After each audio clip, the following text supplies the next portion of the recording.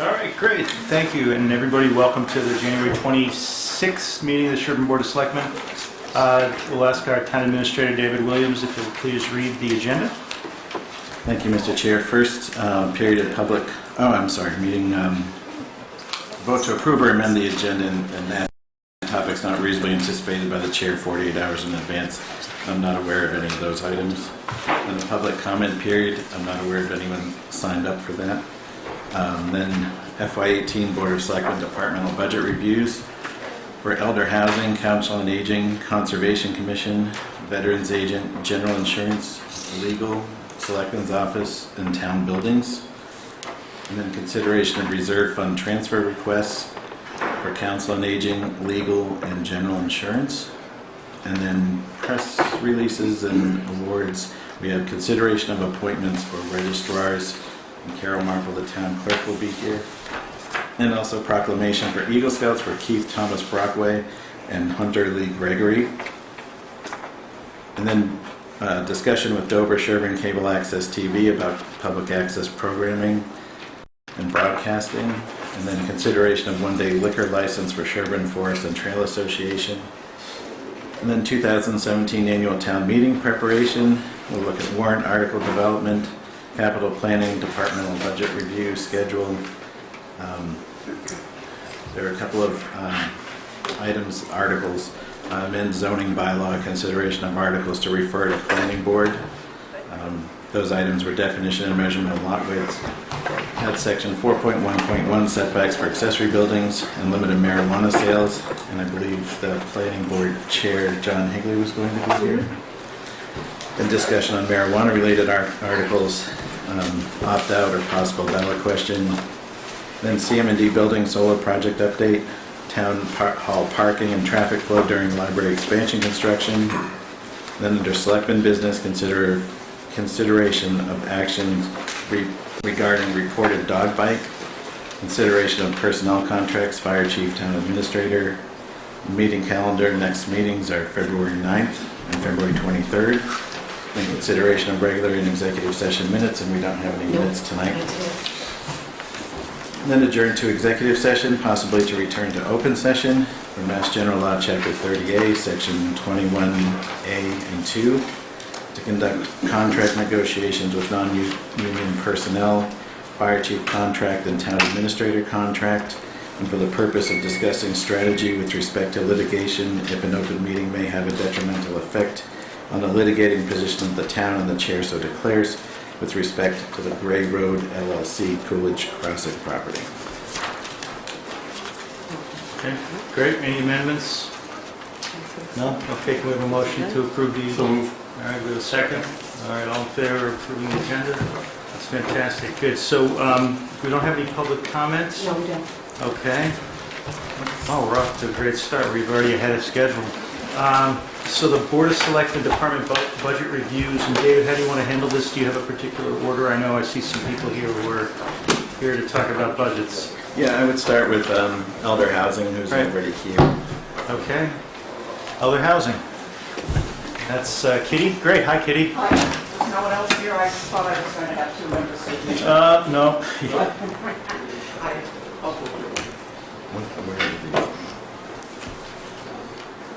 Gentlemen and residents of Sherborn, it's a pleasure to be here this evening representing Elder Housing Committee. And I had in the print here, with me are, pretend Joe Meany is here and Mike Kickham is on the other side. Sherborn can be proud of the Woodhaven complex they voted to endorse back in 1983. Our 24 units have been fully occupied this past year. The budget recommendations we are presenting tonight continues to address current expenses as well as capital improvements. This year, SEHC has made a presentation to Capital Budget Committee with a proposal to repave the parking lot by buildings 1 and 2. We believe this has not been done since Woodhaven was started. In prior years, we repaved the parking lot by building 3. As our budget is based on funds available at town meeting in a revolving fund, there is no cost to the taxpayer. Within our current year's budget, this is fiscal 17, we purchased and installed a generator capable of providing emergency power to the Woodhaven Community Room and the general areas. And it has worked. We continue to pay the town a fee for service, cover the bond payments for items attributable to Woodhaven, a portion of the town's insurance, and CM&D for lawn mowing and plowing. I would also like to acknowledge the members of the SEHC. In addition to my Phantom Joe and Mike, we have Carol Carasy, Dr. David Curtis, Marie Owen, Janet Walsh, and Susan Landsman. And I guess I will be continuing with the budget, and I appreciate your taking me on early. My grandson is swimming in his last diving for Ashland High School at 6:30, so he doesn't go on till 7, so I've got time. I will not be speeding over there, but I appreciate this. Thank you. I've never seen Mike and Joe look so fine as No, they do today. I'm taking good care of it. So Kitty, it's all a revolving, It's all a revolving fund. We anticipate that we are requesting a total of $291,482. I believe that's the correct amount. Is that on the back page, second page? yeah, oh, here's, I guess we've been handed the budget now, Right. so. I think there was some difficulty in getting revolving funds in your packets. Okay. We submitted them as requested to the town accountant's office the end of December, but they didn't seem to go forward into your packets. So if you're seeing this for the first time, I didn't have any control over it. And you've got the funds to do this, right? So We anticipate we will have the funds to do this, and let's see, are there any other, I don't believe there are any other major increases. We have a 3-year contract with Allen Slosby Associates at the recommendation of David, and I think this is a good thing for the town. Let's see, what other? For what? Slosby is our management company, and they shoulder a lot for the committee. So, and we've taken into consideration that we will have a maintenance contract for the new generator, as we have with the Mike. Come and be seen. Mike is our new treasurer. We very sadly. We run a very efficient operation here, Mike, so it's okay. You got here on time. We just started early. It may be 6:15. At my house. Yeah, right. So that. So Kitty, are all the unit renovations done? We still have 6 more to do, but as we had agreed with the Board of Selectmen 5 or 6 years ago, we would not do any improvements until the apartment was empty. You do it as a turnover? As a turnover. And the first, right after the bond issue was approved, we had some major turnovers, and everyone's staying put right now. It's a wonderful community there. They seem to enjoy one another's company. They do a lot together, and they can usually be found in the community room watching the football games or the Kentucky Derby. They have, what's the St. Patrick's Party coming up? But, Oh, yeah. but they have 12th night or something. So they're very big. That's great. All right, hi, Joe. Does anybody else have any questions up here? Just Paul? I didn't see anywhere the projected revenue numbers. I didn't see it on the sheet here. It should be on the last line of the last page. There's a note, Note 5, 5, estimating 320,000. yes. Oh, terrific. So then, this is a no-brainer. You have the money, comfortably have the money anticipated. And I really like the idea of the parking lot being paved. That's something that needs to be done, let's put it that way. We briefly discussed that the renovations have been going on. You have 6 left, and I know, Joe, you've been Right. responsible for that. Excellent work. The whole thing is just Yes. running so fine now, better than it ever has. For sure. So I would move approval of the budget. Okay, so, yeah, I mean, I guess we're approving a recommendation for this budget to go to town meeting, so we move the second to David.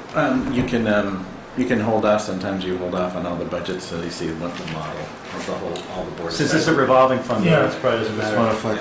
As long as I think on the ones where we do have some discretion, that we do wait until we've got them all in front of us, I think would be a good idea. I mean, it will show up under your model, but it doesn't have, you're right, it doesn't have an effect on the advisory committee whole town module. Right. Because it's self-funded. Although I note that they have more revenue than projected expenditures, so maybe we should let that count towards our model. And as you worked with us last year to get the stabilization fund through for elder housing, we did not anticipate doing any advanced funding on that for several years. I think last year we had 55,000 for the generator. This year, estimated 50 for the parking lot. I don't anticipate a big expenditure like that next year, do you? No, but we would hope to do further parking around the road. It won't be as expensive as the building acquisition. So that's probably when we will start requesting that money be transferred to the stabilization fund for that. So that when we have a major expense come up, we don't necessarily have to look to the town for bonding and that kind of thing, which we pay for. Right. But we'd rather be ahead of the game than behind it. Right, good. Is there a formal fee-for-services agreement? Yes, go ahead. We have an agreement with the Board of Selectmen about 5 years ago that we worked with the town treasurer. We had a representative from advisory, trying to think, Jim Purcell worked with us, and it's, Mark, we can forward to you the formula that we use to come up with the thing. It's basically we're paying a tax on the buildings, and but from the tax base we take out elder housing budget because we're paying that. We take out schools because I don't think any of us have students there. And the formula was working quite well. It worked out to about 11,000 this year. Or is that, I've got that confused with the numbers. No, it totals out to 20,000. Yeah, but that includes the C&D services. That's of 11, so. And that's an evergreen contract, or does it come up for review? That contract with CM&D, No, the fee-for-services agreement. if you No, want to let me hammer request it a review of it, we're very happy to work with you. But, no, I just wonder if there's a date in it No. where it ends, or it just Just keeps going forward. that we anticipate it just keeps going forward.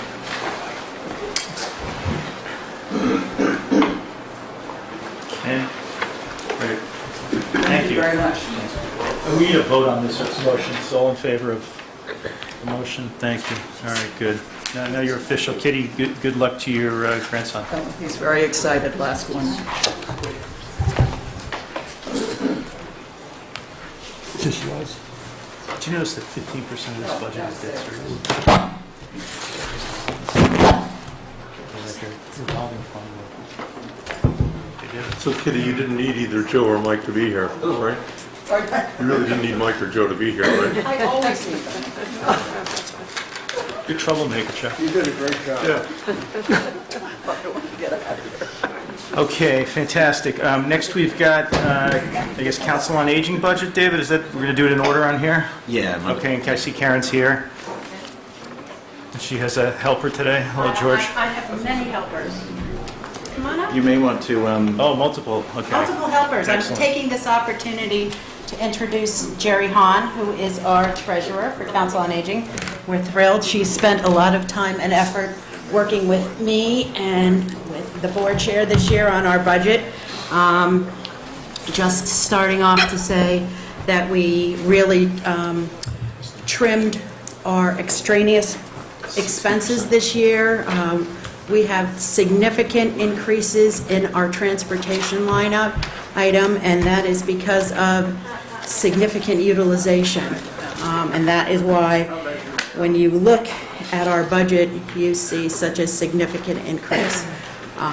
Last year, I went in front of the Board of Selectmen and you reduced my transportation line item. At that time, I told you based on our projections that the $5,000 in that budget line was going to be insufficient, and I was assured that if I spent the money, I could come back. And that's why you'll be seeing me for a reserve fund transfer in a couple of minutes. But these are the numbers that we have come up with based on our utilization, and that's where we stand. Transportation, as you're reviewing it, is one of the significant services that we provide to seniors in town. Without transportation services, there is no other transportation from the region or from the state, so seniors in town would be basically isolated. Having transportation services allows them to get their medical care into Boston, which is very important to so many of them. I've received so many letters saying what a wonderful service that we provide by taking JFK into Boston. Without, they wouldn't be able to go to the specialists they need. I would just like to add that when we were reviewing the budget request for this year, that we looked really hard at every single line item because we knew that we were going to need more money for transportation, and we knew we were going to need significant more money for transportation. And we tried to trim wherever possible. And so you will notice that there are some line items that are actually budgeted for less than what we have this year, where we feel that, you know, we can trim a little bit, whatever little bit helps. But that's where we are. What's your trend for the actual transportation spend this year? What do you project it's going to be? Well, yes, go ahead. You've got. In 2016, we actually spent $16,250. The budget that year, the municipal budget, was $7,000. The revenue came in of about $43.70. And then we had revolving funds that remained from previous years that we used of $4,900. And so that's how we were able to pay $16,250. The transportation usage was pretty level for a long time.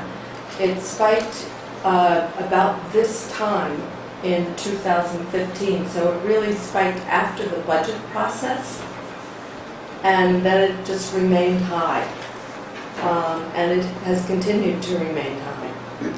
Just as a matter of course, that was when the blizzard of 15 hit.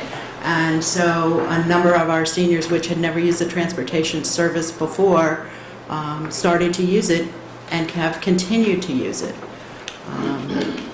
Just as a matter of history, because I know not everybody was on the board when the Council on Aging came in front of you to implement a transportation plan, which was over 10 years ago. At that time, the town had said we will fund $10,000 for transportation for seniors. And because of utilization, that amount has been decreased. However, we are now on the uptick. The cost is a shared cost between the town and the riders. It's a 2/3 town, 1/3 for the ridership. And it's a service that everyone who uses it is very appreciative of. But also to follow up on your question for this year, for fiscal 2017, through the end of December, the total cost was $10,308. We had a municipal budget of $5,000. And we brought in revenue of just under $4,000. And we had $1,700 remaining in the revolving fund from last year that rolled over. So right now we're looking at a balance in the revolving fund of less than $400. And the January bill, which will be coming in next week, is actually a little bit less than what it has been, but it's going to Not be... the end of the month yet. It's not the end of the month, and it will be about $1,000 at least. The weather's probably helping. Mhm. How do you bring it in 50% of your cost if it's 2 to 1? How are we bringing, If you well, because we got a can significant, change. right, because we got a significant donation from the Sherborn Benevolent Society, Okay. who funded one of our seniors who has a chronic medical condition. Okay.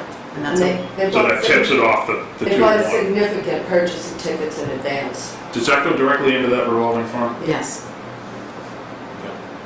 So that's all that feeds in the revolving fund? That's Would be correct. That is, that it's, 1/3 or... right, it's strictly transportation, there's no other revenues that come into that. Right, and no other takeouts. We only get money from riders and we only use the money to pay the bills.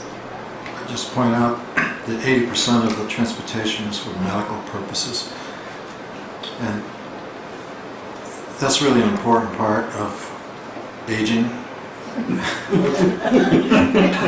is keeping up with medical appointments. It's important to everybody, but as you get older, it's something you really need to encourage and make easy to accomplish and not burden. So 80% of it is for that purpose. And I was there when this whole program got started way back a long time ago. Most communities, I think all communities, provide some form of transportation to seniors for this very purpose. And we were kind of late to the game, but now that we have it, it's one that we need to fulfill our commitment to our senior community and make sure that they have these resources, particularly to support the medical piece of this, so that they can get to where they need to be. To me, it's critical. And when we did establish this, we established it at a funding level from the town that is higher than what we're giving now, if I read this correctly. So we've actually decreased our funding over time. Going back to where we were 10 years ago, it is not a bad thing at all. Also considering the number of seniors in town has increased from where it was 10 years ago. Well, I was going to ask you that. How many seniors are there in town, and what percentage of our population? It's about 21% of 60 and over. 60 on? That's, Massachusetts considers a senior at 60. Feel pretty young right now, if you Look at him smile up there. Wait, I don't even like the look I'm getting. I swear it's 40%, so. But it just highlights the fact that with 21% of our citizens being seniors, yet the budget that's being proposed here is a very small fraction of the entire budget for the community as a whole. So to some extent, we have the benefit of having less allocated to our seniors compared to their population than other community activities that we fund in our budget. So this is not the place to be stingy, is what I'm trying to say. And we appreciate that, and we appreciate that every year is a tough budget year. And our contractual services, which I consider money that I spend for programming and services, is $22,300, and I've been able to get raise additional grant revenue of $15,794. So for a budget as small as ours is, that's a significant increase in terms of the money that we have that I'm now able to use to benefit the seniors. So is the, so if we look at that transportation line item 0391, is that number, the 18 request and the 17 appropriation, are those cost numbers exclusive of any kind of outside grant or revolving fund, or is that everything and then you funded some of it out of those other sources? I am not, Did you say 18? I'm only looking at 12. 12,000. 12,000, you get line 391. FY18. Oh, yes, thank you. Oh, yes, for the 12, yeah. This is outside of the revenue that would come in, so. So you also have revenue coming in, so the cost is higher than the 12? Oh, absolutely, yeah. I mean, beyond that. Yeah. we're up to almost 19. Well, understood, but it doesn't give a real clear picture of the budget to just have that number on there without also understanding what's coming in from other sources. I think it would be helpful to actually know the overall budget and how that's changed over time too.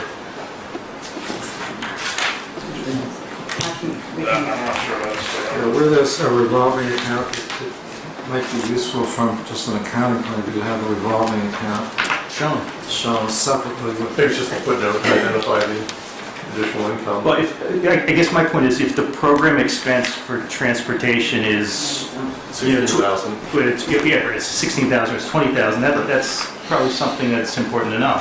Right. Even if some of it is not being funded out of this year's tax budget. This is the last page that says this. Yeah.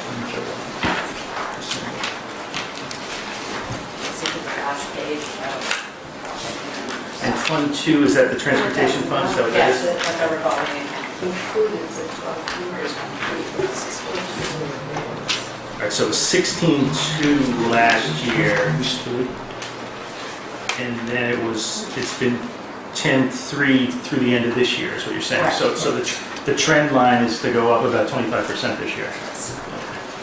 Whereas this looks like you're going up by 150%, 140%. But don't forget, we funded all of FY17 through the revolving account minus the $7,000 we had. You know, understood. I'm just saying if you leave this out, it gives a misleading picture about how much you're. Dropping a footnote will allow you to explain both of those points.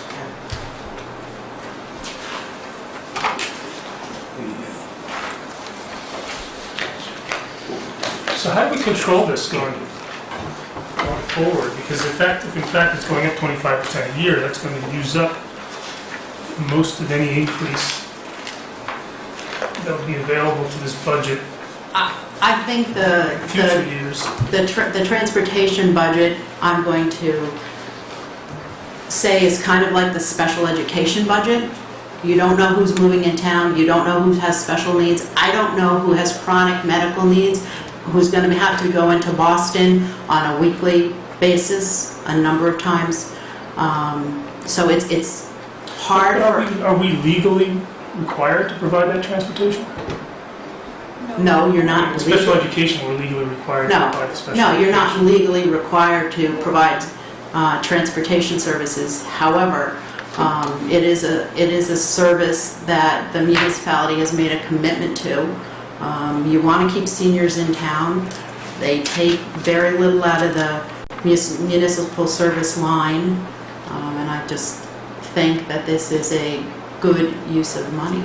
If you didn't have this, they'd be waiting at the bus stop a long time to get into Boston in the middle of Sherborn, because the bus doesn't come here. If I could just add to her answer, I was part of the board that made a commitment to our seniors. Planning ahead. We wanted to have this program for transportation for seniors, and there were questions about what was going to happen in the future and so on and so on, and we made the commitment to our seniors that this was something the board supported then and has supported ever since. How much of the component of the increase is increased utilization, and how much is just the company raising its prices? The company has not raised their rates for for years. So we're going to expect it to be even higher next year, even if things went flat, right? At some point, they're going to have to raise their rates, so they'll want to raise their rates. Gas will go up. Right. I don't know, I would like to see some sort of, at least, that the fact that it's open-ended and not in any kind of control on our part is troubling to me.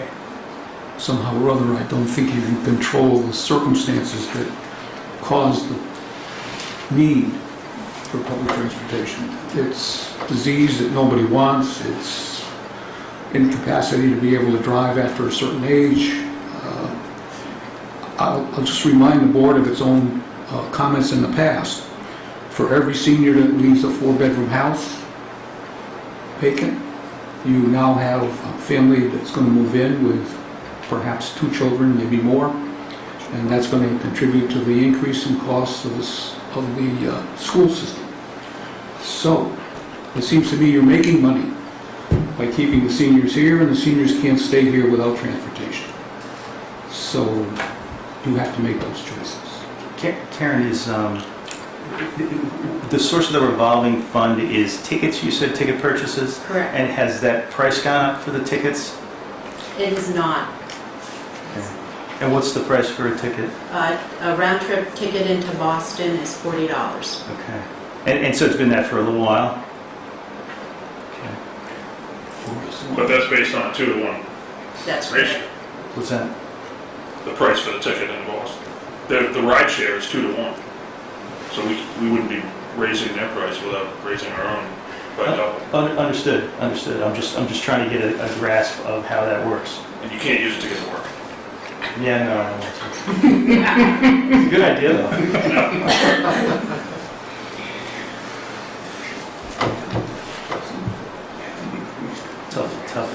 Tough problem. I have a question. Yeah. And this isn't in an effort to turn anyone away. Is there a point where a chronic user would actually be able to, not them, but their insurance company would reimburse? I mean, if someone is bound to services where they need to be in Boston once or twice a week for chemo or something, Right. is there at some point that their health insurance? No. I haven't seen any insurance policy, health insurance policy, that covers Really be Medicaid and Medicare anyway. not Medicaid or Medicaid, Right. that would cover non-ambulance transportation. And I also think that Karen and her staff has worked on trying to put together a volunteer network that, if people are willing to, drive seniors wherever they need to go, whether it's to a medical appointment in Newton Wellesley or in Boston or whatever, but, so they're working on that to try and offset. The council on aging team and the board know that this is a significant increase, and we are looking at other avenues to see what we can do to at least keep costs in check. And it's, and it's working with the seniors as well to change their mindset and say, can't we get a volunteer to take you? And we won't be having the volunteers drive into Boston, however. That's just something that we would not do. I speak from personal experience. When you need to go into Boston every day or every other day, the last thing on your mind or the last thing you want to do is run out to the neighbors and ask them to give you a ride. Okay, I think we all appreciate that you work to pare back some of the other lines, and I know other years we've had discussions about some of those increases, and it's duly noted that you worked hard to get those numbers down. Thank you. Any more comments, questions? I'd like to support this in some way. I think we thought we were going to hold all our votes, but I mean, you can certainly reflect your support verbally, and when we get to the point where we've got all the budgets, Well, I think so. then we can take a vote. Not all budgets are equal, and proposal to hold everything assumes all budgets are equal. I don't think this one is equal, number one. Second point would be that advisory is going forward with hearings and they are making decisions themselves. And to the extent that we can influence those decisions by supporting particular budgets that need support, why can't we be leaders on this?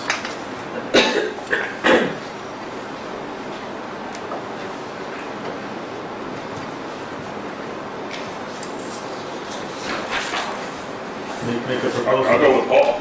I agree with that. So I would like to recommend favorable action to advisory on this budget for our seniors, council on aging. I'll second. I still have to disagree that I think that we owe it to all the other budget makers. I'm not sure I want to explain to who, which ones are more important, which ones aren't, and I think we need to look at them in total. Yeah, I agree with that approach as well. I'd like to I see mean, all I've the got budgets. questions about this. I'm not sure that I, in the end, would vote against it, but I sure would if we forced a vote right now. No, I'm supportive of the request. I just want to see all the budgets. I don't want to look at one in isolation. I'd rather not see a vote if it's not going to be unanimous. I mean, I support this, but I kind of agree with Mark and Chuck that it's probably okay to hold off. Things may happen in the next week or month in terms of other factors that may factor into the overall budget that may make us look at some things either more favorably or less favorably. So at this point, though, I would support this. I think there's been a great explanation, and it is a need, and we should be serving the needs of the population that benefits from this. So you could make a motion, Paul. I don't know that it's going to. Oh, no, I'd rather not have the council on aging have to go and report to the Board of Selectmen to the vote. Not to- I think now they can report that everybody made favorable comments and seemed inclined to support them, so. Yeah. So leave it at that. Gentlemen, while I'm here, would you want to talk about the reserve fund transfer, or would you like me to wait and come back? Yeah, we should finish that while they're up there. Right. Yeah. If you look later in your agenda, David, where was this? Behind the insurance They one? don't, In front of the it wasn't insurance? in the packet. it's, In front of the? Yeah, here we go. oh yeah, item number 2. Item 2. Level right. 2. Thank you. Gentlemen, do you have it in your packets? Yes. And this is the fund you said you were down to with just a few $100s in it? That's correct. Yeah.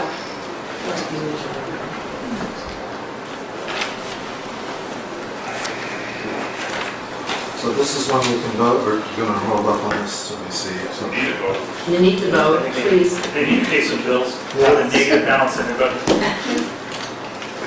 So can I move approval? Does anybody have any questions first? Okay, go ahead. I'll second it. Moved and seconded. Anybody want to discuss? Anybody have any questions about this? Just for the public. it's- Real quick question, based on the numbers, this reflects the 1/3 of the fee that's paid for by the riders? So the 8,000 net is net of those fees, right? Yes, yes. Yeah, and just so. And also understand that if it's not needed, it Comes back. comes back. Yeah, just right from the first one. And just for people's benefit, there's a forecast of $19,308.13 spent this year based on projections from the end of December. The budget originally was $5,000. As we just heard, there's a cost share component to this, so the request is a balance of $8,000 for a reserve fund transfer.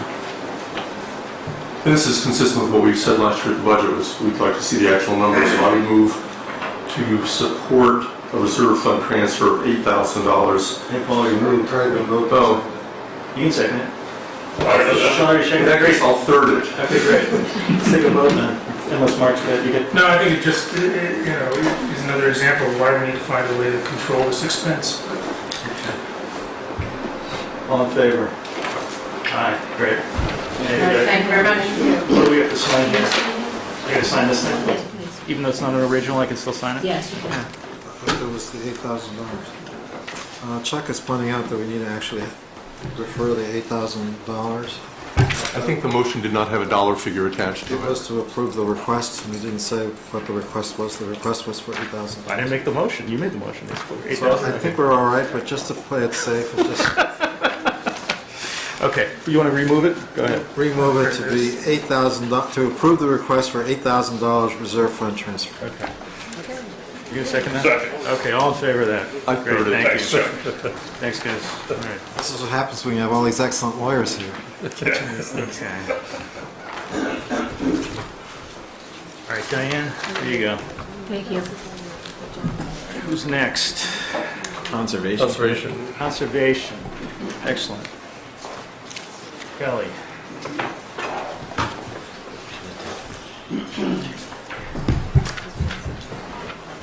Gentlemen, thank you. I'm Kelly McClintock, 65 Woodland Street. This is my first budget cycle as treasurer of the Conservation Commission. It's a learning experience, and I want to thank quite a few people for guidance and assistance, especially Sharon and David, who have really helped hold our hands.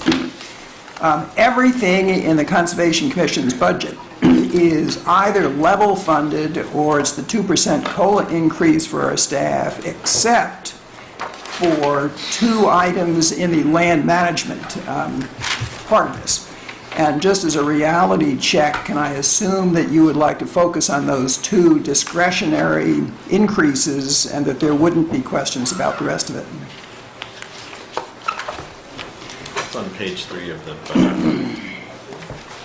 Which budget? The On page 3 of in your budget book. In the budget book. Conservation.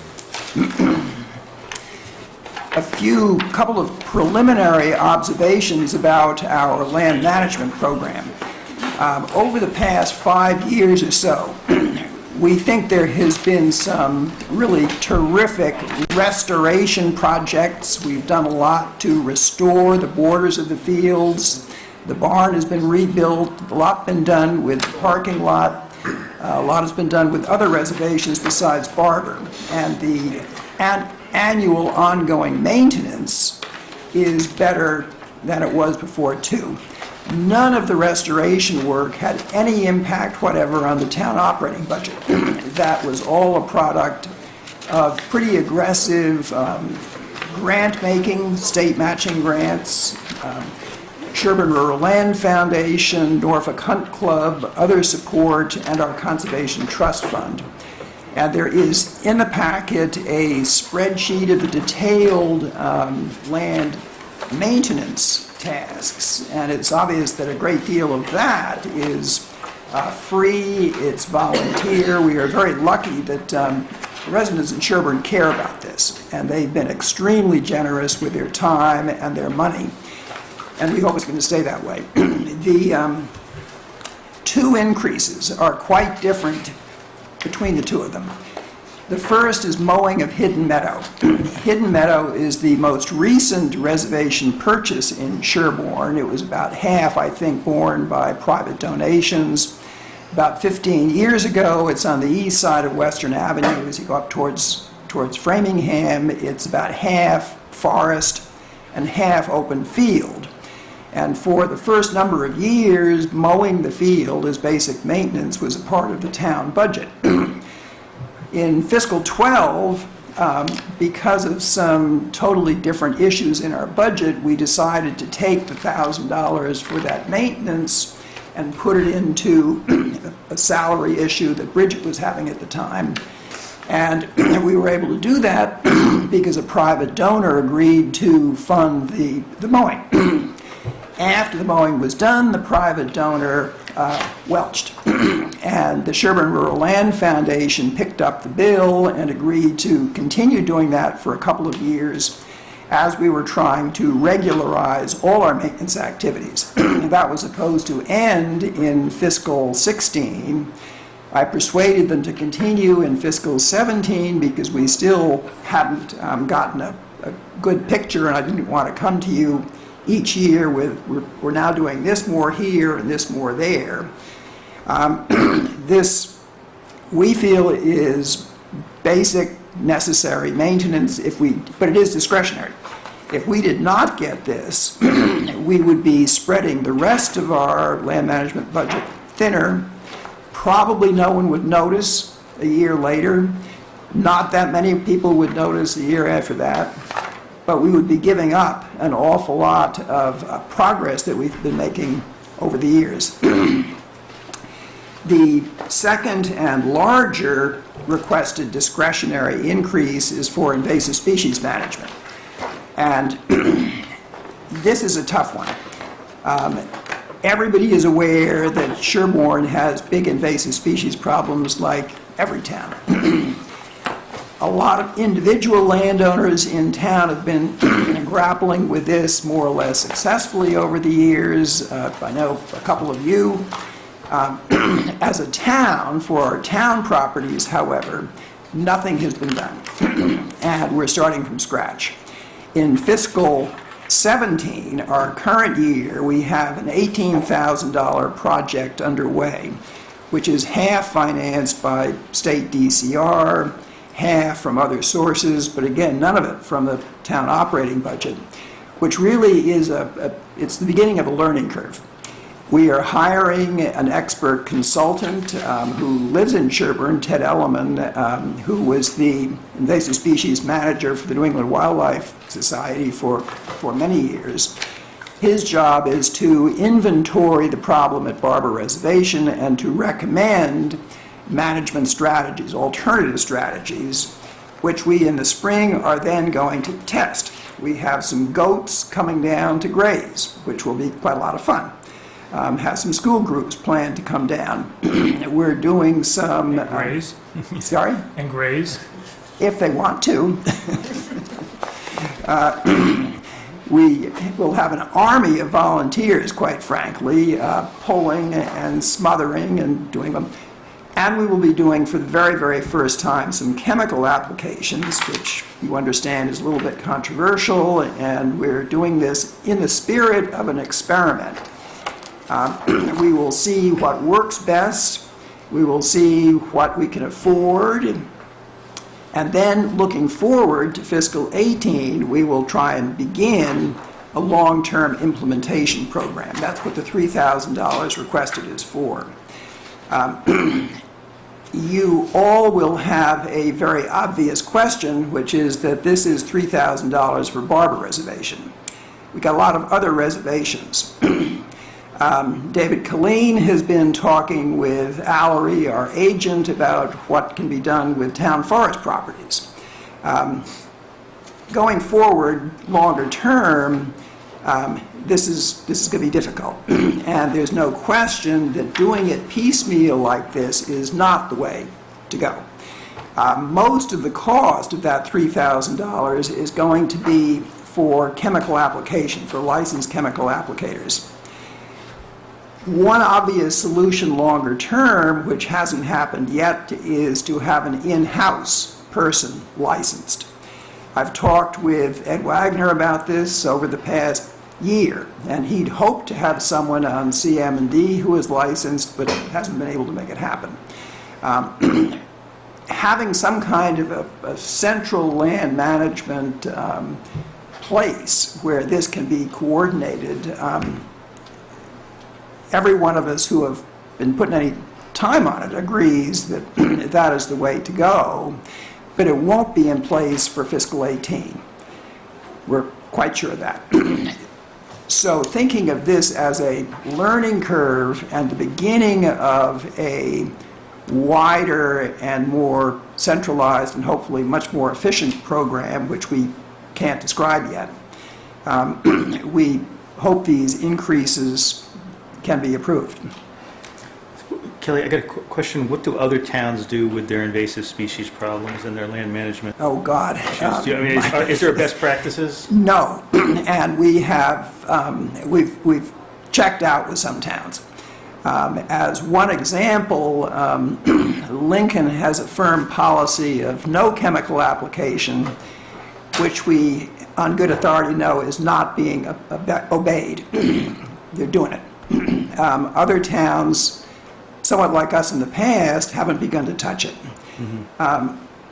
We haven't yet found any town that has a replicable, efficient program. The most replicable and efficient are from the private sector. For instance, the Audubon Society works on this a lot, and granted how controversial chemical application is, they do a lot of it. The trustees of reservations does a lot of chemical application, but they have a professional staff, and we don't. Another part of the obvious solution is we have to prioritize, and I mean, buckthorn is everywhere. We're not going to run around all over town just pulling up buckthorn. But we can say that here are certain highly visible, well-used areas along the stone walls at Barber, for instance, where, yes, we can get volunteers. Hopefully the school has a requirement of social service or something like that, and the science teachers are pretty supportive of the idea of this kind of experience being a part of it. We do think we can prioritize and target and get what is the most important, the most visible, the most aggressive, and manage it.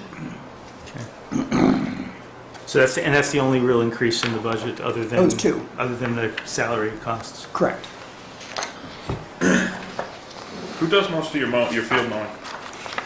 Varies depending on the field. Ed Barry and Matt Mayo. Matt mows Barber, which is the biggest single parcel, and so far he's been doing it because he uses the product. It's a very low quality hay, and it couldn't be sold commercially, but he uses it on the farm with all his horses. Ed Barry is just absolutely terrific. He underbids everybody whenever I put this out to bid. Always comes back saying he had extra time and did extra work. He does all the brush hogging, the border management. He does Hope Still, which there's no hay there worth anything. And then there are other individuals who do certain parts of it. Rick Novak volunteers a lot of time.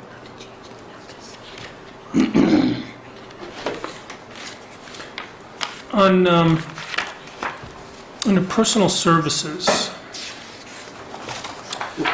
2016, our actual was 43,835. Even though we appropriated 47,326. All right, so we underspent. Sorry, Mark, I don't. It's on page And 1 I of to your be budget form. quite honest with you, I assumed we would only be talking about the land management. I didn't bring. Yeah, but I I'm can trying probably. to help you find some money here. Yes. Thanks, Paul. Which is. Okay. Oh, salaries, yes. Yep. So you see in 2016 the 43,835, and we appropriated 47,326. So we underspent it. 2017 we appropriated a number very similar to 2016. Do you know how we're running this The problem year? there was transition. Bridget left, and there was a delay before Allery came on, which is why the actual for fiscal 16 was lower. It was basically for the administrative assistant slot. Yes, the Form number only 3, Yeah. page 1. personal services covers two individuals. It's the agent Allery and the assistant Heather Marusa, and they're, except for when Bridget was here before, there was a lot of confusion about her salary, and it bounced around quite a bit. Tended to bounce up. Well, we don't need to take time about that. No. Old history. Salary is completely stable. It's the COLA increases, no other changes.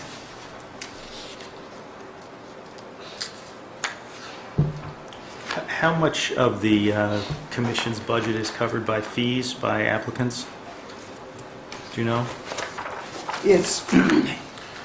We used to have a system whereby the fees went into an account of hours.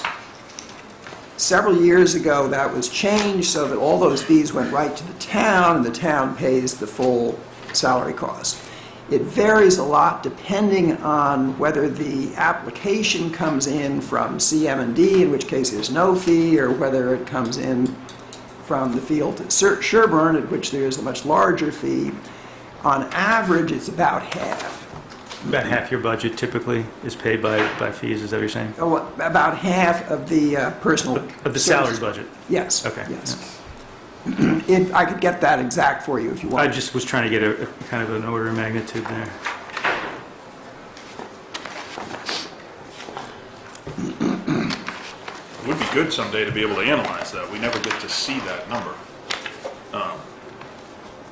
And it's a significant number. It We certainly is. used to see it For at people town that do meeting. projects, it's a significant number when you Yes, look at it's at the reasonably, it's reasonably stable over time. It will vary year to year depending on the nature of the projects, how much development is going on and so forth. But I haven't seen that comparison, a big number compared to the big number, for a while, and that'd be a good one to get. Right, and we certainly haven't done it really townwide, but I talked a lot about it over the years with different people about trying to justify some of our fees, our notice of intent fees, our bylaw fees, Yes. because some of them are not in line with other communities. They're not even close. Some are a lot lower, some are higher. Insanely high on some of them. The state allows a $500 fee, and we charge $2,430 for a single-family home. For which is this? To find a comparison, one, you can't find one that's even close. Two, Hey, for which permit is that? single-family home notice of intent fee. Notice of The intent. bylaw fee, $2,400, and I think it's $38. On top of the $500 the state gets. We should be able to back into how we justify that. We should. I'd love to see that someday. That's a good point. We'd also like the Council of Aging revolving budget to see the full budget picture. It'd be helpful to know what the offset Right. is on the And fees. It doesn't come up annually because we talk about budgets. Right. But for the purpose of permit fees, that's also a tax on the people that are trying to do work in town. Whether it be a large project, a small project, a single-family home, anything. They're paying those fees and they need to be justified. And we should see it against what we're paying, because we're talking about the budget. It feeds to that budget. We don't have a revolving fund or an enterprise fund that shows it. But it offsets the cost of those agents. That's why they're here. That's what they spend the bulk of their time doing. Point taken, and it's worth an explanation. Just realize when you're costing out the municipal services, it's not just the agent's cost. It's the whole cost of the government. You can figure in their portion of it that it costs to operate the department, the whole department. So it can be looked at more and more in close, but just realize it's not just their department, not just the cost of those people without benefits. I'm not arguing the analysis that was done, I'm arguing it hasn't been done. I'm personally agreeing with Sean that it should be done, big picture, and justified. Right. I've seen that before, so I know it has been done. But I know we had some turnover, shall we say, in financial officers and stuff like that. So somewhere along the way, apparently hasn't been done recently. I did it 2 years ago. For conservation fees? Of all the revenue items, but would have to go back and update it. So and I'm all in favor of invasive species. I mean, even spending more than this if it means you're going to do a better job on invasive species, but looking at it from a budget standpoint, is this something where if you spend it this year, then next year it's got to be spent or even increased, and then the year after? I mean, invasive species grow back, right? Isn't that the whole point? That's the problem. This year, meaning fiscal 17, the operating budget isn't paying for any of it, and we're going to get a big jump start because of the larger grant-funded project. Yes, if we don't stay on top of it, it reverts, without question. And my hope is that based on this learning curve, we will be able to manage it. Nobody's going to eradicate it, that's out of the question, but we will be able to manage it long-term on a much more economical basis. Yep, more economical than this, or you think this is going to flatline? Most of that $3,000 is for a licensed chemical applicator. Yeah. And again, if we had a licensed chemical applicator in town on CM&D payroll someplace, which is what Ed wanted, that would cut way in or eliminate this, depending on. Well, you'd how still have to budget buy the works. chemicals, but I know what you mean, right? You'd have to manage the chemicals, for these chemicals that have to be It's stored. a state law. Yeah, okay. Anybody else with questions? We're taking no votes, right? So We're not. can I just indicate my support for this budget and my reminder to everybody that Sherborn has only a handful of what are called regulatory boards, and the Conservation Commission is one of those regulatory boards. And we are in a period of time where the community is addressing a number of 40B projects that have come down the pike, for which the Conservation Commission's role is critical to the overall safety of our residents and of our environment. And I would further remind everybody that a community like Sherborn, with all our individual wells and all our rural character, truly depends upon the Conservation Commission to preserve and protect the wetlands that exist in this town, and to make sure that through the work that they do, that our wetlands are suitable for wildlife and suitable for humans, and to the extent that that gets into our wells and our drinking water, it maintains the character of the town. So it's a very important function. And when you total up the total amount of this budget at $57,000, you're talking a almost 0.000 whatever percent of the town's budget. So it's a very small budget, but it's a very big role that the Conservation Commission has to do. So it merits, I think, our support. Kelly, quick question. A number of years ago, Wellesley brought in goats to attack bittersweet and poison ivy, and I thought last summer they did it again. Any sense of how their goat experiment had worked? No. I'm sorry. I'm personally skeptical if this is economically viable long-term, but it's being funded through the grant, and it's a very good experiment. Some people think the town ought to buy a flock of goats and rotate around the reservations, and then sell them for other purposes.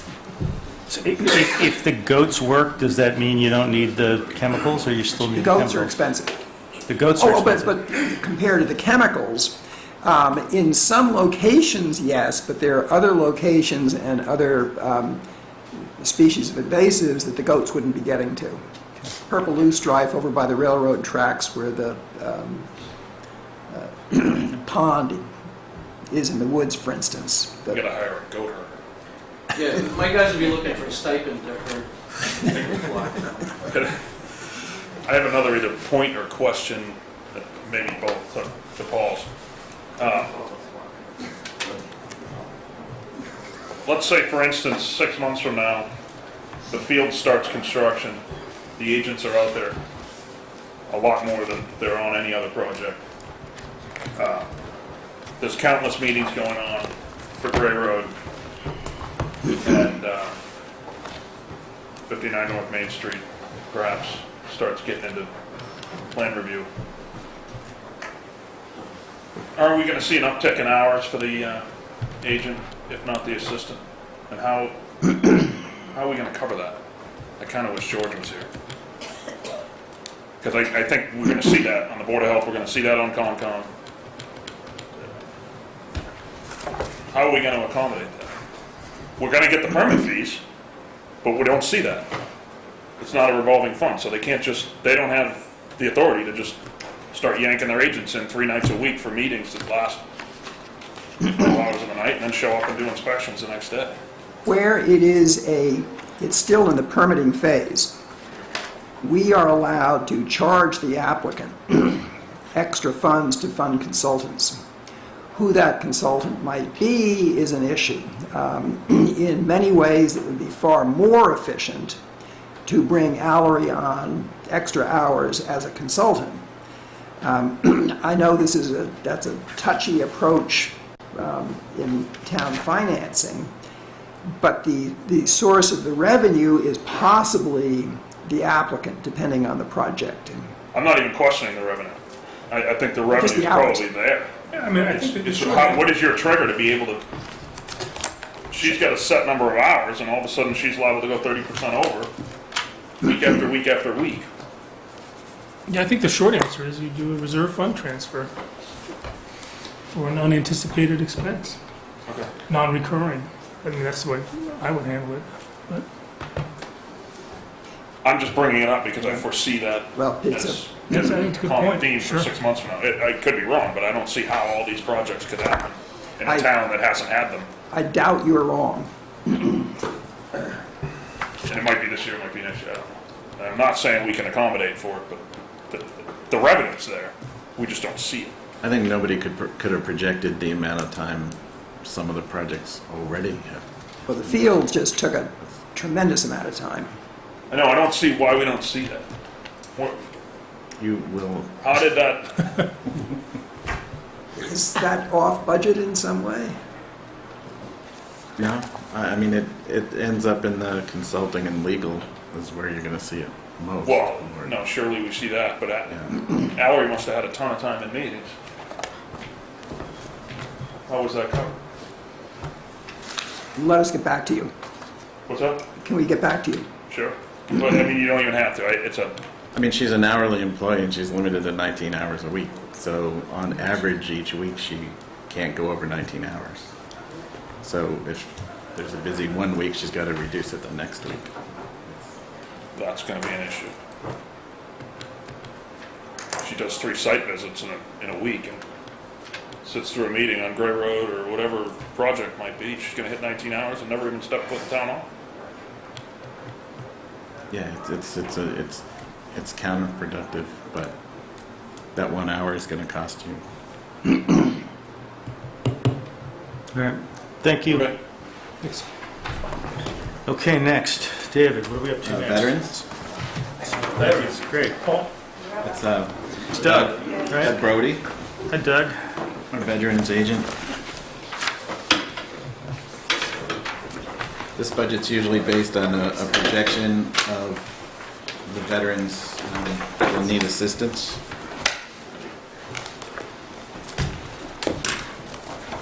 Trying to figure out what the order of these tabs is. Is there a logic to it? I don't know.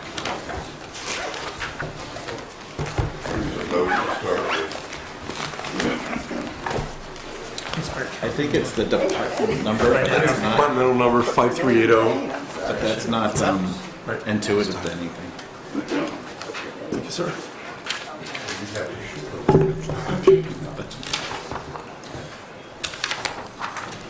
Thank you for the phone.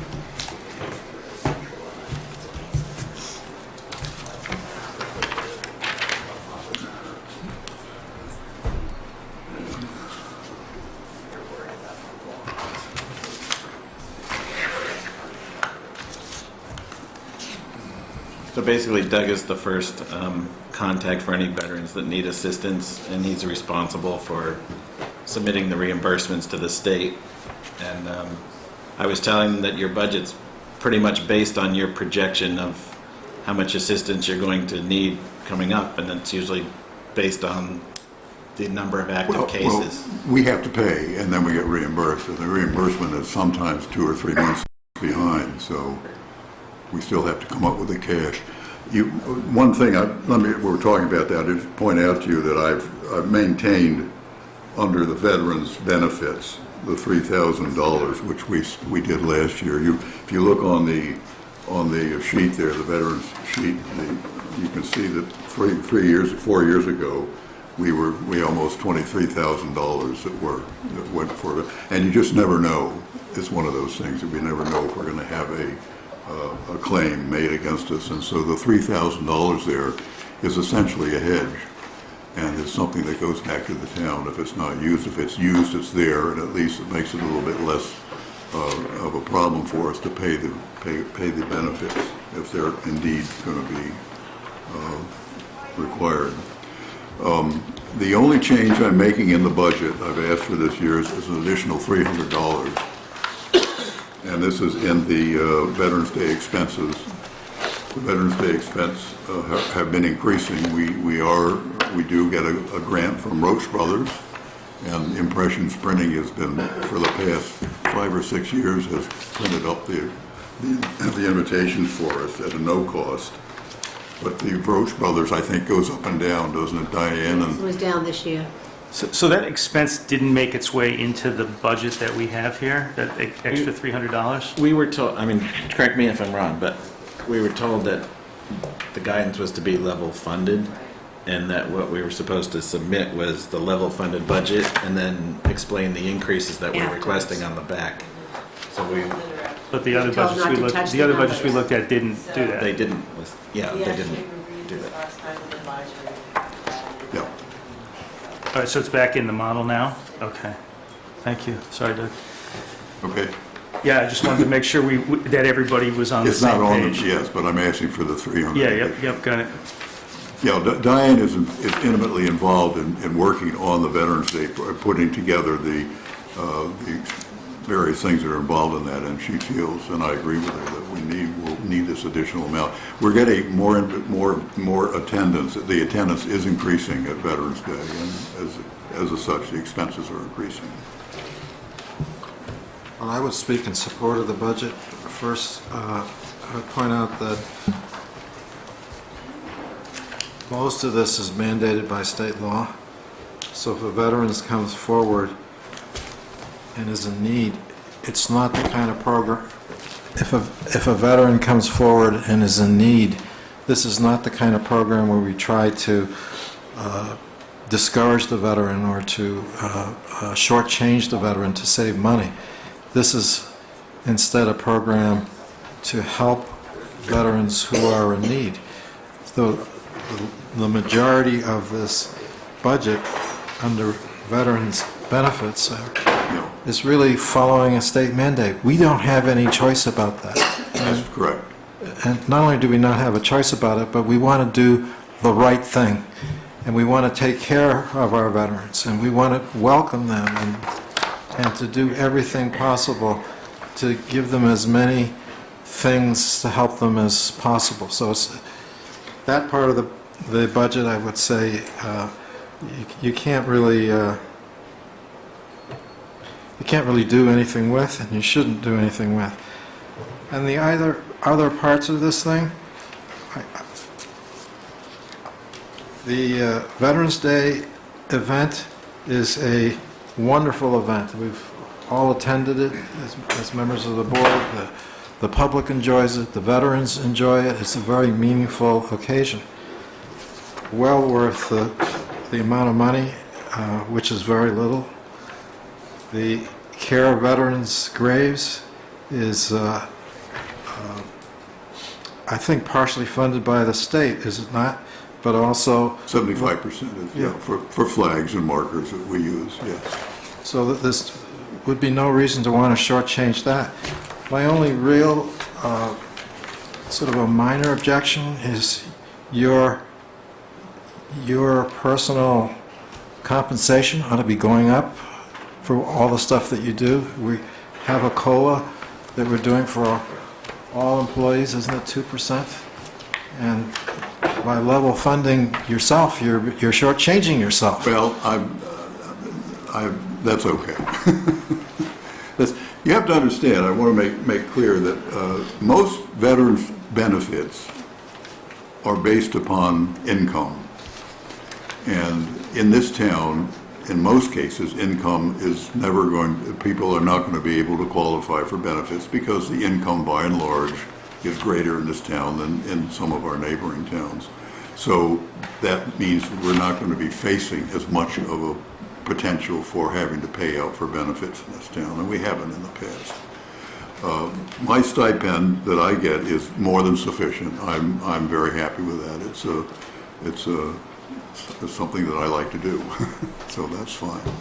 So this budget sheet actually includes the full amount, even though 3/4 is reimbursed by the state, right? Yes.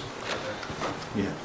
Just wanted to make sure. Again, I think everybody's been making an excellent point that the 75% reimbursement isn't shown in here, and the other budgets we saw, the revenues aren't being shown. And I think the consensus of the board is that we would all be better off as we consider this and other budgets to have the full picture. We have both the expenses of the department and the fact that money is coming in to offset the expenses of the department. So is there any way to have the financial people, I believe we without naming anybody in particular, have the financial people kind of add to our budget books the revenue generated, let's say last year? in the long model sheet that advisory is working on, there's one page that's just Board of Selectmen budgets, and it has totals up with the offsetting revenue.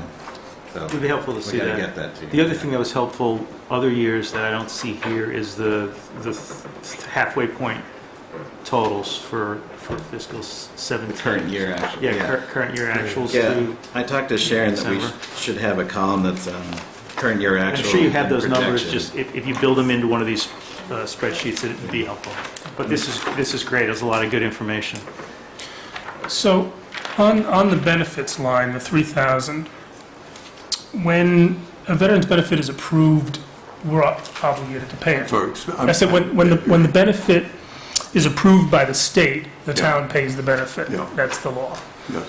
So, but if we take this 3,000, which we haven't used in the last few years, the previous one was 22,000. Yeah. So the odds of 3,000 covering one if they were to come up or more is probably pretty low. Yeah. But we're taking the 3,000 from the taxpayers, right? And then when we don't spend it, it goes back into free cash, Yes. where it accumulates. Yeah. So does it even make sense to take that 3,000 or to just wait until we know what the number is That's fine and with give you me. the money? It's either way is fine with me. It was put there just because of the fact that because we were hit with this large $22,000 one. Yeah, and we were sort of. I think that's very, taken I think that's aback very by it. We wanted to prudent. have something. And if we were accumulating it somewhere for that purpose, that would make sense. I understand. But if we're just taking it and then putting it back into free cash, You know, I think if you would. we might want to handle it a little differently. If you Maybe a would, different town that had it every year with a trend, Yeah, it would Right. make sense, and we have a trend of nothing. I mean, I don't want this to become a message that we're not supporting the veterans, but it Yeah. just seems like we two gotta handle it ideas differently. on this. Number one, that we could create a warrant article for this particular item. So if the appropriation was made, it stays in the warrant article until it's spent. That way you'd have $3,000 in a warrant article that you could go to when you needed it. And the second point is that most communities do appropriate some money to have on hand, because if a veteran is in need, and I might point out that sometimes veterans get to be in need, and when they are in need for some injury-related situation, they maybe don't have any income suddenly, they're not able to work, or whatever it might be. You want to get the benefits fast. Yeah. You don't want to have to be sitting around saying, well, wait a second, when is advisory having its next meeting? I'm sorry, I can't pay you anything because I've got to go through this process. I've got to go to the Board of Selectmen for a transfer, then we got to go to advisory. You want to have something. well, it has to be paid. I mean, there's no two ways about it. If the veteran, if the benefit is the state authorizes it, then it has to be done. We can't say, well, no, wait a minute, we want to give us a little time to get our funds together on this. It has to be done at that time. And 3,000 may not cover it anyway, though. No, but it'll get, you don't pay like the $22,000 claim. You don't write a check for $22,000.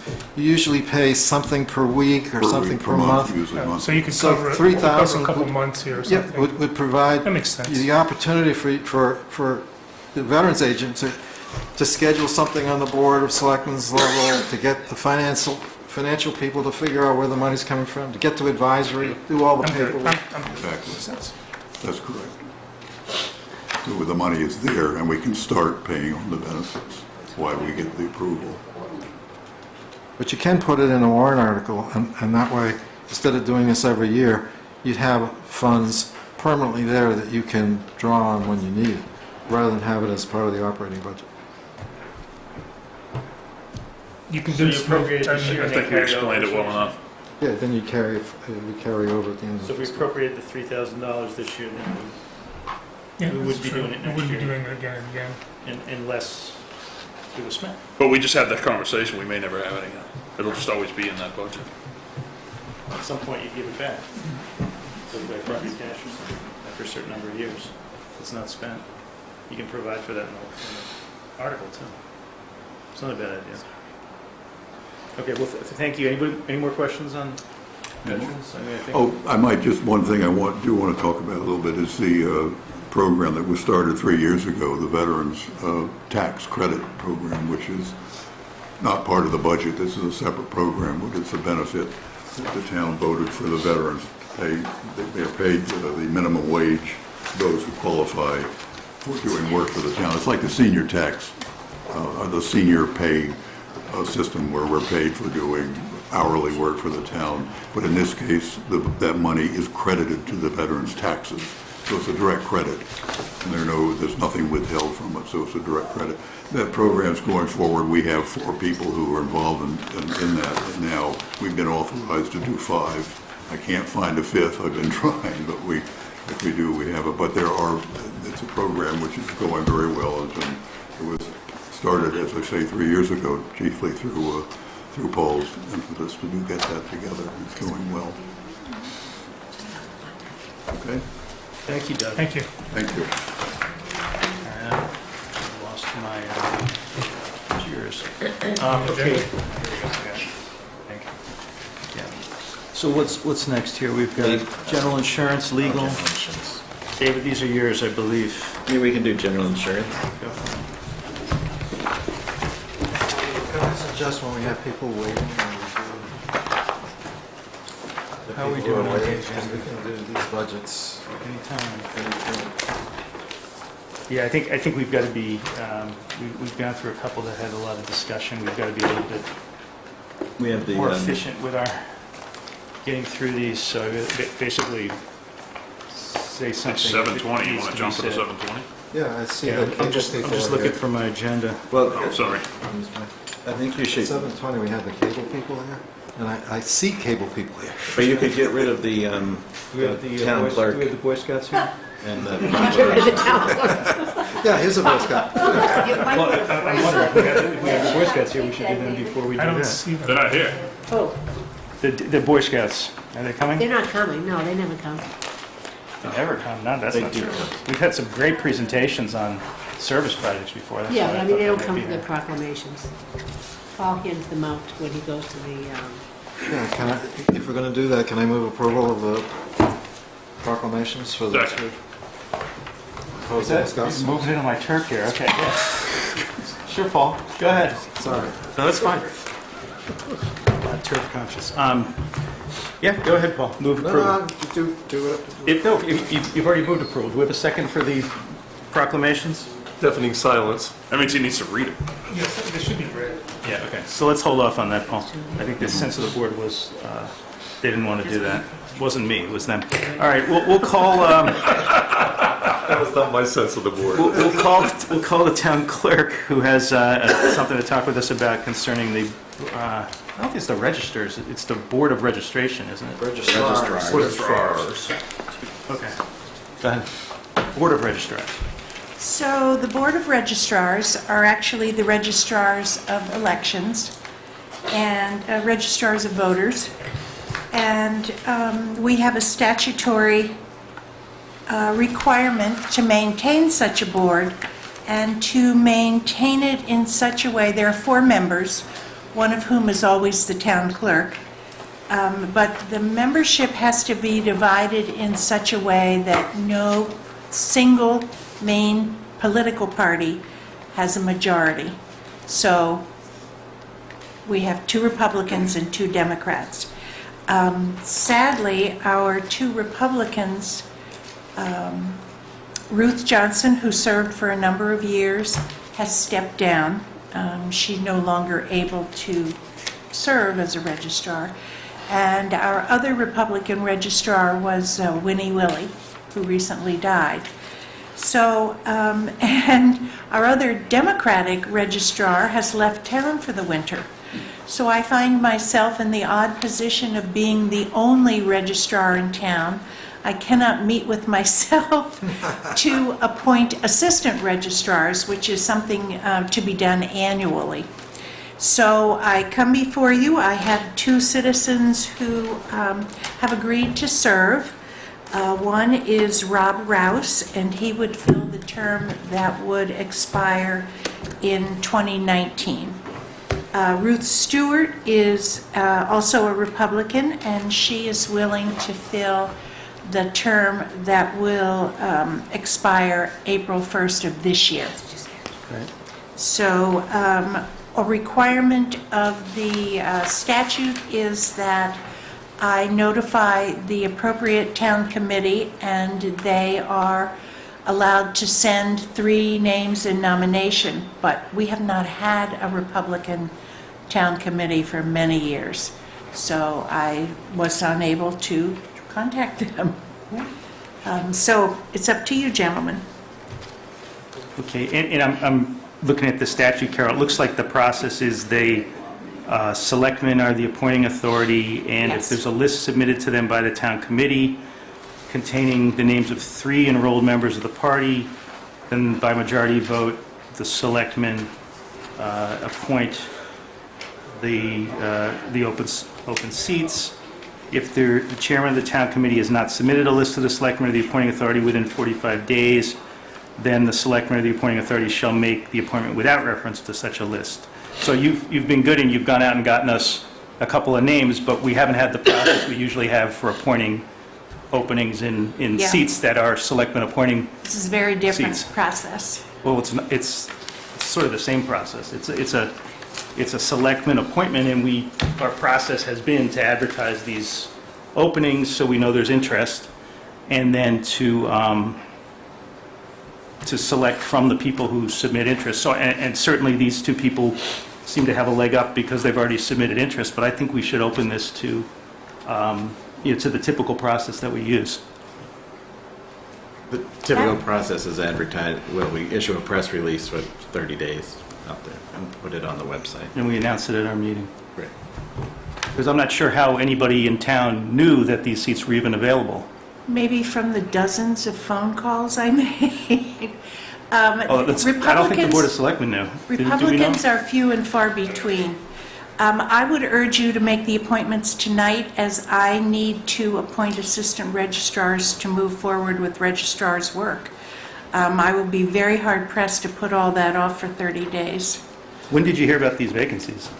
Well, when Winnie died, Yeah, that's what, 2 weeks. 2 weeks ago? Right. Yeah, and Ruth Johnson a few days before that. Okay. So, when did you hear about it, David? I didn't see materials till When I today. asked him, when I asked to be an agenda item. Okay. saw So it I think we Monday. kind of missed the process. I don't know, my inclination would be to follow the usual appointment process that we use. I don't know what others feel, maybe. Can we speed it up at all? We could, even if we advertise now, it wouldn't be out for another week to 10 days in the paper. What about appointing one as an interim, which resolves? I don't know that you can appoint interims, can you on this? under this? I don't think so. I think there is an interim possibility.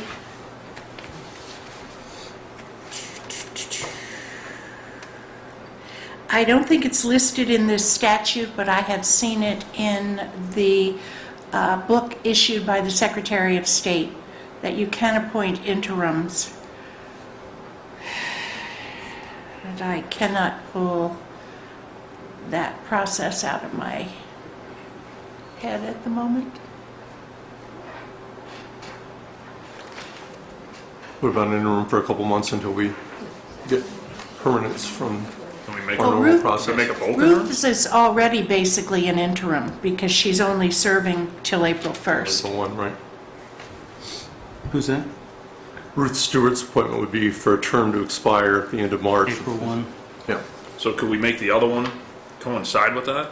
Make them both for that date. That works for me. I don't know. And then we can do the full process. I know that you can do that. Right? How can we appoint two people for a one-year term if one of the vacancies was a three-year term? Is that? Well, if you call them both interims. Well, Ruth wouldn't even be an interim. Pardon? Ruth wouldn't even be an interim. No, but Rob's would.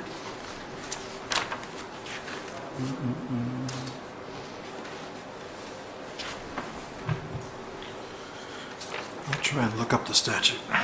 Statute's here, Paul. But no, there's a second It's, statute yeah, for There's another statute. there are interims. many statutes that apply to registrars.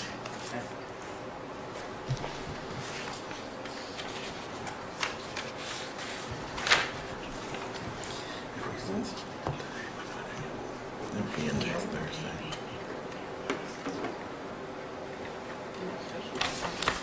Can this wait till February 9th? If I don't have a choice. What about It just seems like there's a lot of research going on up here. What about appointing Ruth till April 1st and Rob till April 1st, provided such an appointment is consistent with state law and the Secretary's regulations? I'd move what she just said. I'll second it. Okay, it's been moved and seconded. Any further discussion on that? Can you say that one more time, please?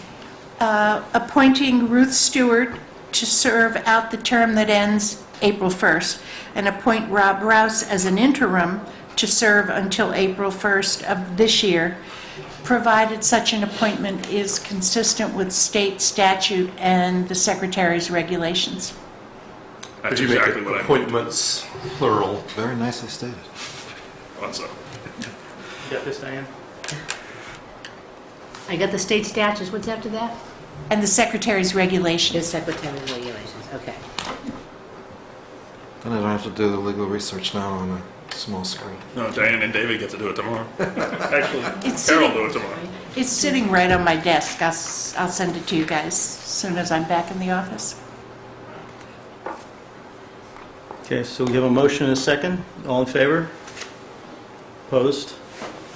Opposed. I think we have to follow our process. I think, Thank you, I think gentlemen. I've heard that so many times at this table that we have to follow the But process. the assumption is that they are going to follow the process. So we're gonna follow That in this period of time between now and April, the entire process is going to be, Well, the process is supposed to take place by February because that's when you're supposed to do the reappointments, February or March, not April. So we should really have this I'll put set the up press and done release in by tomorrow. February. Yeah, yeah. And I think, I mean, another lesson here is David should be in the loop on these things. And you know, that's, We talked about, there's a certain process that's in the statute that the selectmen are supposed to be sending out the notice. the notices to the town committees, yeah. Right. So we gotta better communicate on that. do you need a motion to make sure everything that you just said is part of, It's in the statute, Paul. Anything I just said was in the statute about timing. That's right here. Okay. And about the process, it's all right here. because the intent of what was just voted was not to interfere with that process. Oh, I know. Just to cover the basis for the short term while we follow the longer process. That's fine. That's fine. Okay, we do have Dover Sherborn Cable. I think we can take that. Thank you. David, do you want to start this discussion? Sure. Thank you. See you Monday.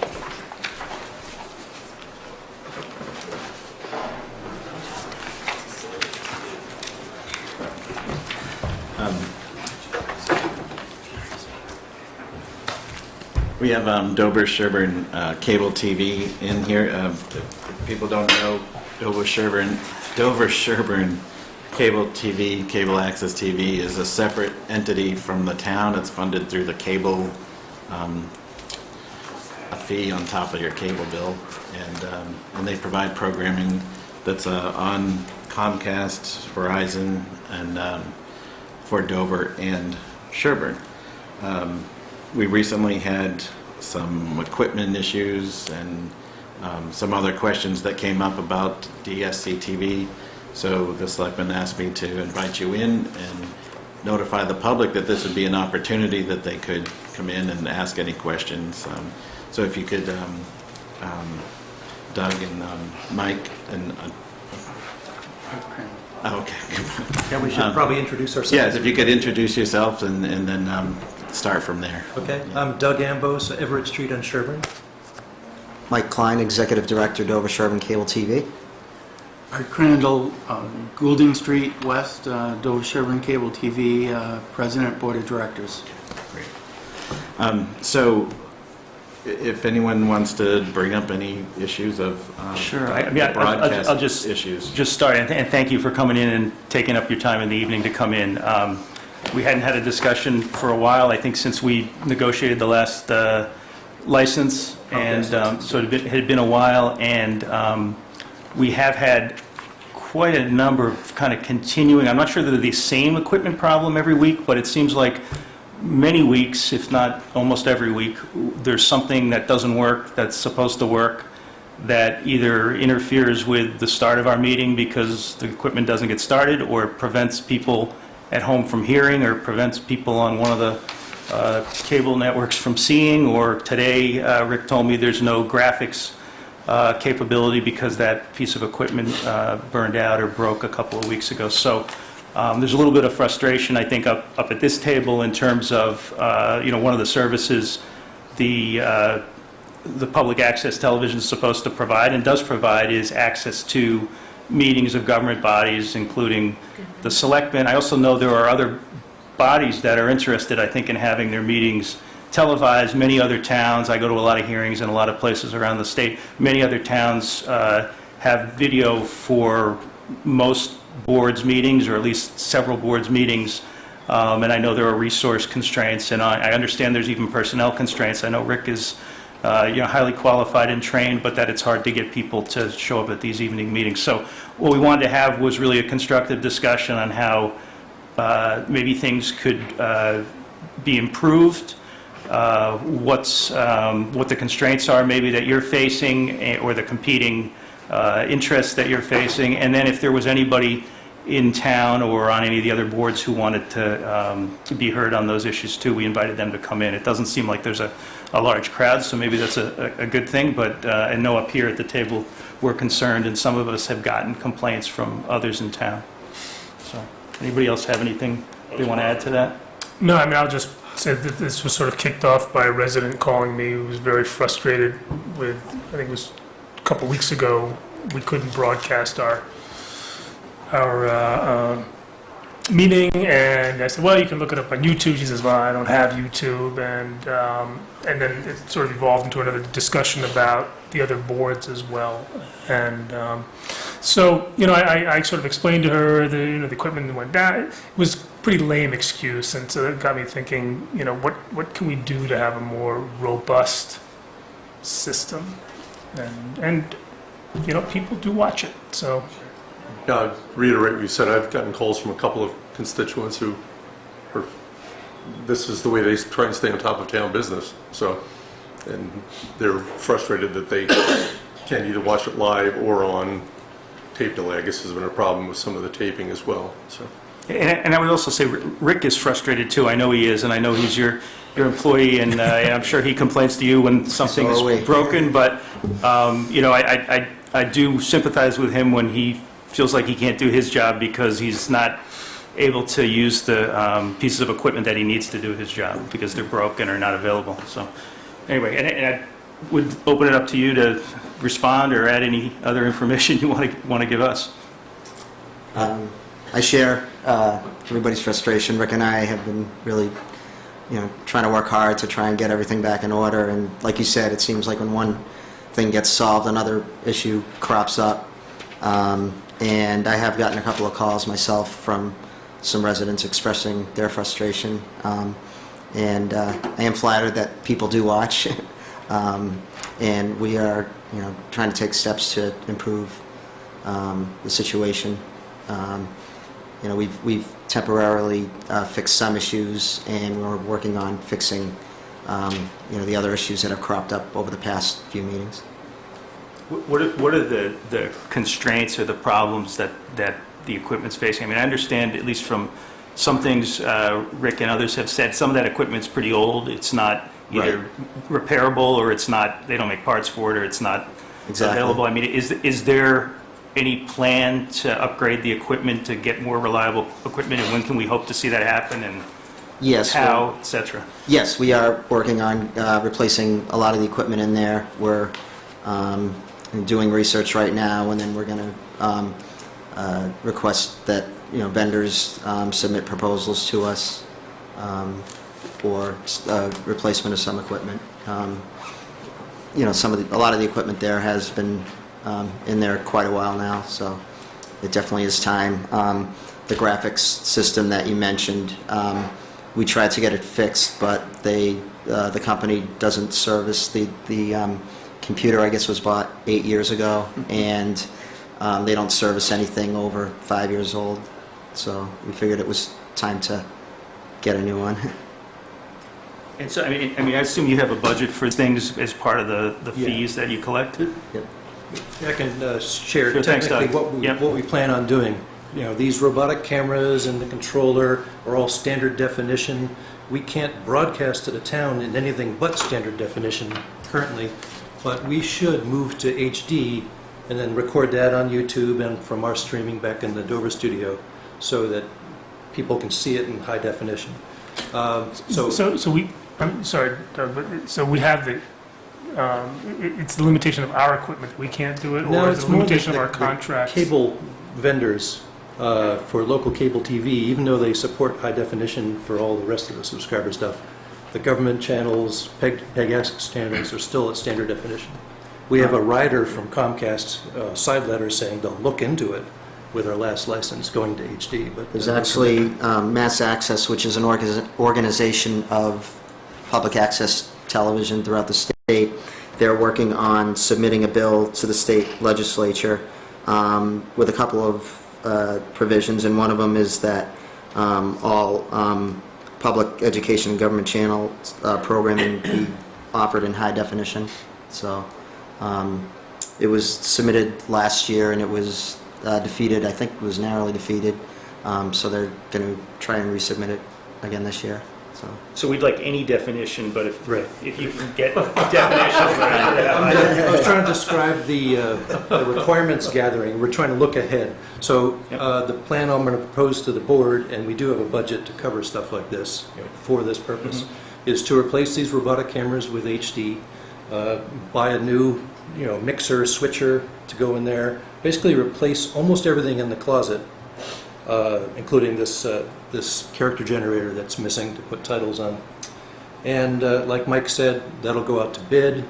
Well, first we gather requirements, and it goes out to bid, and then we choose one, and it gets installed. So I think the timeline is probably 2 months before that would be installed, is my guess, but we should expedite it.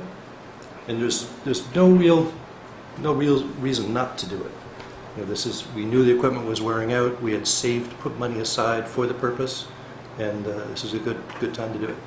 Great, no, that's helpful. The other issue we see, and part of it is, I guess, maybe our fault because we don't always meet on the same nights, but there are other boards also, and Rick is occupied in Dover some nights too. There seems to be a little bit of a staff shortage. I mean, I know he does a great job, but there's got to be either a training program or something. Isn't there another way to get backup resources so that if Rick's not available, on a particular night, sick or working someplace else, Sherborn can still have a broadcast for a board that's meeting. Well, maybe Mike could list the meetings that we do televise and record. Yeah, that'd be good, thank you. Yeah, I mean, besides these meetings, obviously, we've done just about all the Board of Health meetings for, I'd say, the past year. We've maybe missed a couple of them in the past year due to schedule conflicts, but we've been recording those on a pretty regular basis. I know Rick last night broadcast the planning board hearing live. We had that requested by them, so we try and be as accommodating as we can. And then the school committee. School committee. Yes, and then the school committees as well. Yep. Which includes the regional and the Sherborn. Sherborn and Dover as well. So, do you have the capacity right now to broadcast and record a second meeting on the same night at the same time? With a remote camera, yes. Yeah, we can't. And the staff? Yeah, we can't do live, but yeah, most nights, yes, we do have enough staff to go around. Like I said, there will be, unfortunately, some nights where there will be some conflicts, but we would be able to record most of those meetings with at least one recording at one camera. Yeah, we're always looking for content. We want people to see the activities going on in town. We would welcome volunteers who want to get trained and run the camera. They're usually hard to come by, so Mike has his staff do it. And we want to maintain parity with our friends in Dover, with the meetings they cover, because we have a combined agreement. We're strictly speaking required by our agreement with the town to cover selectmen's meetings, the school committee meetings, and the town meetings. But we want more, and we would welcome volunteers if the staff can't do it. Especially, volunteers who may be, that they're going to be here at the meetings anyway. They can just turn on the equipment and run it. I mean, that'd be easy. What Dover meetings are you televising live? Right now, the Dover School Live, just the Dover Board of Selectmen. We do their warrant committee, which is the equivalent of the advisory committee live. We do record the Dover School Committee as well. And what about Board of Health or ZBA meetings? No, we have not been asked to do those meetings. Are you recording them? No, we haven't been asked to. We're a much more open government than they are with government. That was my point. Anybody in the audience here have any questions or comments concerning cable, ideas? Okay. Anybody else up here? Yes, is it possible to get the content of the time block in the guide? That's the other part of the provision that Mass Access is pushing for, to have us included in the electronic program guide. That's all part of the same bill? The same bill, yep. I didn't notice that. Yeah, no, it's pretty random. You turn it on. It's, if you get lucky, you get lucky. Yeah, we've wanted that for a long time, actually, just to be in the guide. Makes sense. Well, Verizon actually had an issue. I brought it up to Rick a while ago that they, instead of breaking the guide up into 1 hour blocks or 2 hour, regardless of what it said, they made it a 24-hour block, and your DVR would lose its mind trying. It wouldn't allow you to record it. Yep. You could watch it live and hit record. It wouldn't do it. Yeah, I know Comcast is like a couple of hours or something like that. It just says like local programming, local programming. Right. Verizon changed, and then they changed it back, and it works now. But for a while, you couldn't do anything. Yep. I didn't know the side effect on a DVR with having one continuous. Yeah, it couldn't do it. Just add, to put this all in context, what a great job Dover Sherborn Community Television has done over the years. And like anything, there are potholes in the road. I see this as a pothole in the road. The explanation of the problem and its anticipated solution is very reassuring. I too have received complaints from people. It was very important back in the day when we were doing these agreements to have live coverage, because when we're having a discussion here and someone watching it has something that they can add, they actually can come down here or call or beep or send me a text or whatever and provide important information. They can help our deliberations. So we wanted to have live coverage. It's important for us to have live coverage. it's part of the deal from both Verizon and Comcast, thank you, to have this kind of live coverage. I think it's going to be taken care of from what you've said. I'm confident that it will be. I'm trying to emphasize how important it is to the community that it does get addressed. But generally, to put it into context of one of a thank you to all that you've done, and I know that you're not highly paid for the job that you do. Thank you for all the years of great service that we've had. Thank you.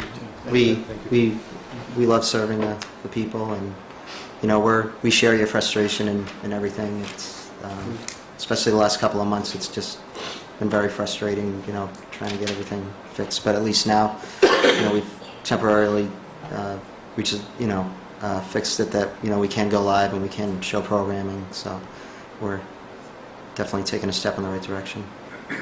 We are on our second generation of equipment, except for these cameras, so it's about time. So. Ricky, you've got something to say? I just want to make a comment on this equipment here. You should be advised that this equipment in this closet runs 24 hours, 365 days a year. So it's actually a studio away from the studio. In Dover, at the high school, we have the regular studio where Mike was in charge. And Dover Town Hall, that equipment gets shut down right after the meeting. So this equipment's been running all that time, and it's not the same equipment that we have. Well, actually, there's better equipment here than we have in Dover. We've been able to go onto the INET and bring up the bulletin and install a system in here so they could do that from away from home. But that equipment that broke a couple of weeks ago broke the graphics machine, which was connected. So now we have to reconnect another way to come in. So all this is running out of here. Your replay programs, your live TV. We'd like to do it from the studio. The other 4 channels come out of the studio. So if the meeting is being rebroadcast, if I understand what you're saying, it's being rebroadcast from that closet rather than from the studio. Correct. The server's in that studio. Just because it stays on the server instead of... Right. Okay. And that's where, when we record meetings, the files are saved on that server, and that enables it to be replayed. And that was on purpose when we first set up the Sherborn cable access and then combined with Dover. The government program, per government channel, we wanted to transmit from here as a fallback in case we ever broke up. So we have this asset. But it does have some logistical problems that Rick was talking about. You want to manage it all from the central place in the studio, but the actual transmission for channel 22 and 33, I think, on Verizon is from here. How often does anybody come in and actually check that out? Is it only when somebody's broadcasting a meeting? Do you have regular maintenance runs, or? Well, Rick was saying he updates the bulletin board remotely, Yeah. and with an internet connection, and that's been convenient until the computer broke. Mm-hmm. But monitoring the off-air signal, it's up to the volunteers. I watch it frequently, much to my wife's annoyance, not coming through. Okay. And I think the person that you spoke to is the one that I think it's the same person that I've been speaking to, and I told her, please don't be afraid, call me anytime anything's wrong. That's what we have an email. You Anytime? can call. You can. We should have your cell phone number. There's times mine and Mike's phones are ringing up. The meeting starts, people are trying to watch. I have one other question. We're going to be redoing our website, correct? Do you have any suggestions or ideas on what your product could somehow interface with our website, or what we should be linking or hosting, or? We could just... We link their meetings now, right? Yeah. You Yeah. link? Yep. I mean, it's just a link from our website to... We can have a direct link theirs. to the program schedule and everything too. Yeah, the playback server, not to take a long time, let me know if I'm going too long. Here, you can access and stream from there, playback. And a portion of the program, Mike's team uploads to YouTube. And you can see it anywhere from the world. Yeah. Okay. So just link to it on the website. I think that's the link that's on the front page of the website. It's a link to the videos on YouTube. By the way, the YouTube file is often a lot better than the Verizon. Yep. And it's searchable and stoppable. I don't know Yep. why. I know nothing about it, but you can hear the YouTube video sometimes when you couldn't hear it on Verizon. Yep. Great. Well, thank you very much for coming in and taking the time Thanks for having us. to talk to us, and also for planning ahead. And we're going to hold you to the upgraded equipment, but we appreciate you explaining it to us, and we look forward to it. All right, thank you. Thank you. Thanks for having me. Thanks. Okay, next. One-day liquor license, One-day liquor license. Sherborn Forest and Trail. Would move approval. This does have a requirement for a police detail, but it's over 200 people proposed to be there, so that meets the criteria that we talked about. Okay, good. They've also asked for a waiver of the license fee, I would include that. $50. Are we, again, I still have that same question, is, are we allowed to waive the license fee? If we're allowed to, I'm happy to. Yes, we are allowed to. All right. So do we had a motion to Second. approve? We had a second. All in favor of approving the one-day license for the Forest and Trail event on February 3rd, 2017, With the police detail. with a police detail? Say aye. And waiver of the fee. And waiver of the fee. Good.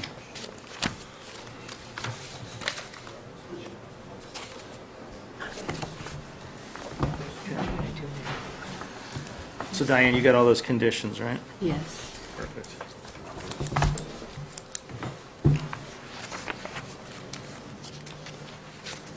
So do you want to go back to the budget reviews? Or Yeah, you let's wanna do go the to- insurance stuff. We had insurance and legal, Right. so let's go through those. General insurance, if you look in your budget book, if you go to page 3, under general insurance in your budget book, this is for our general insurance policy that we have through Maya. It's a package policy. We also have police, accidental death and disability. There's an amount in there for bonds. There's a deductible expense. And there's also workers' comp. We have a recommendation to increase the budget by 10%, just to, as an estimate, to cover estimated increases. But that's really only going to apply to the package policy, police AD&D, and bonds. The number that concerns me is the workers' compensation number, which is, if you look in 2016, it was $42,760 when we appropriated $35,000. In the current year, it's a little higher, but there's a possibility, and we don't have the hard number yet, that the workers' comp number could go up significantly, perhaps close to doubling, like another opening, increasing by 25 to 30,000 based on the activity in workers' comp over the last 2 years or so. So I think that's going to take maybe a discussion from the insurance carrier coming into an executive session as we get closer to when we actually get a hard number on workers' comp. David, when I... Wow. It's a significant Can you talk to increase. that at all?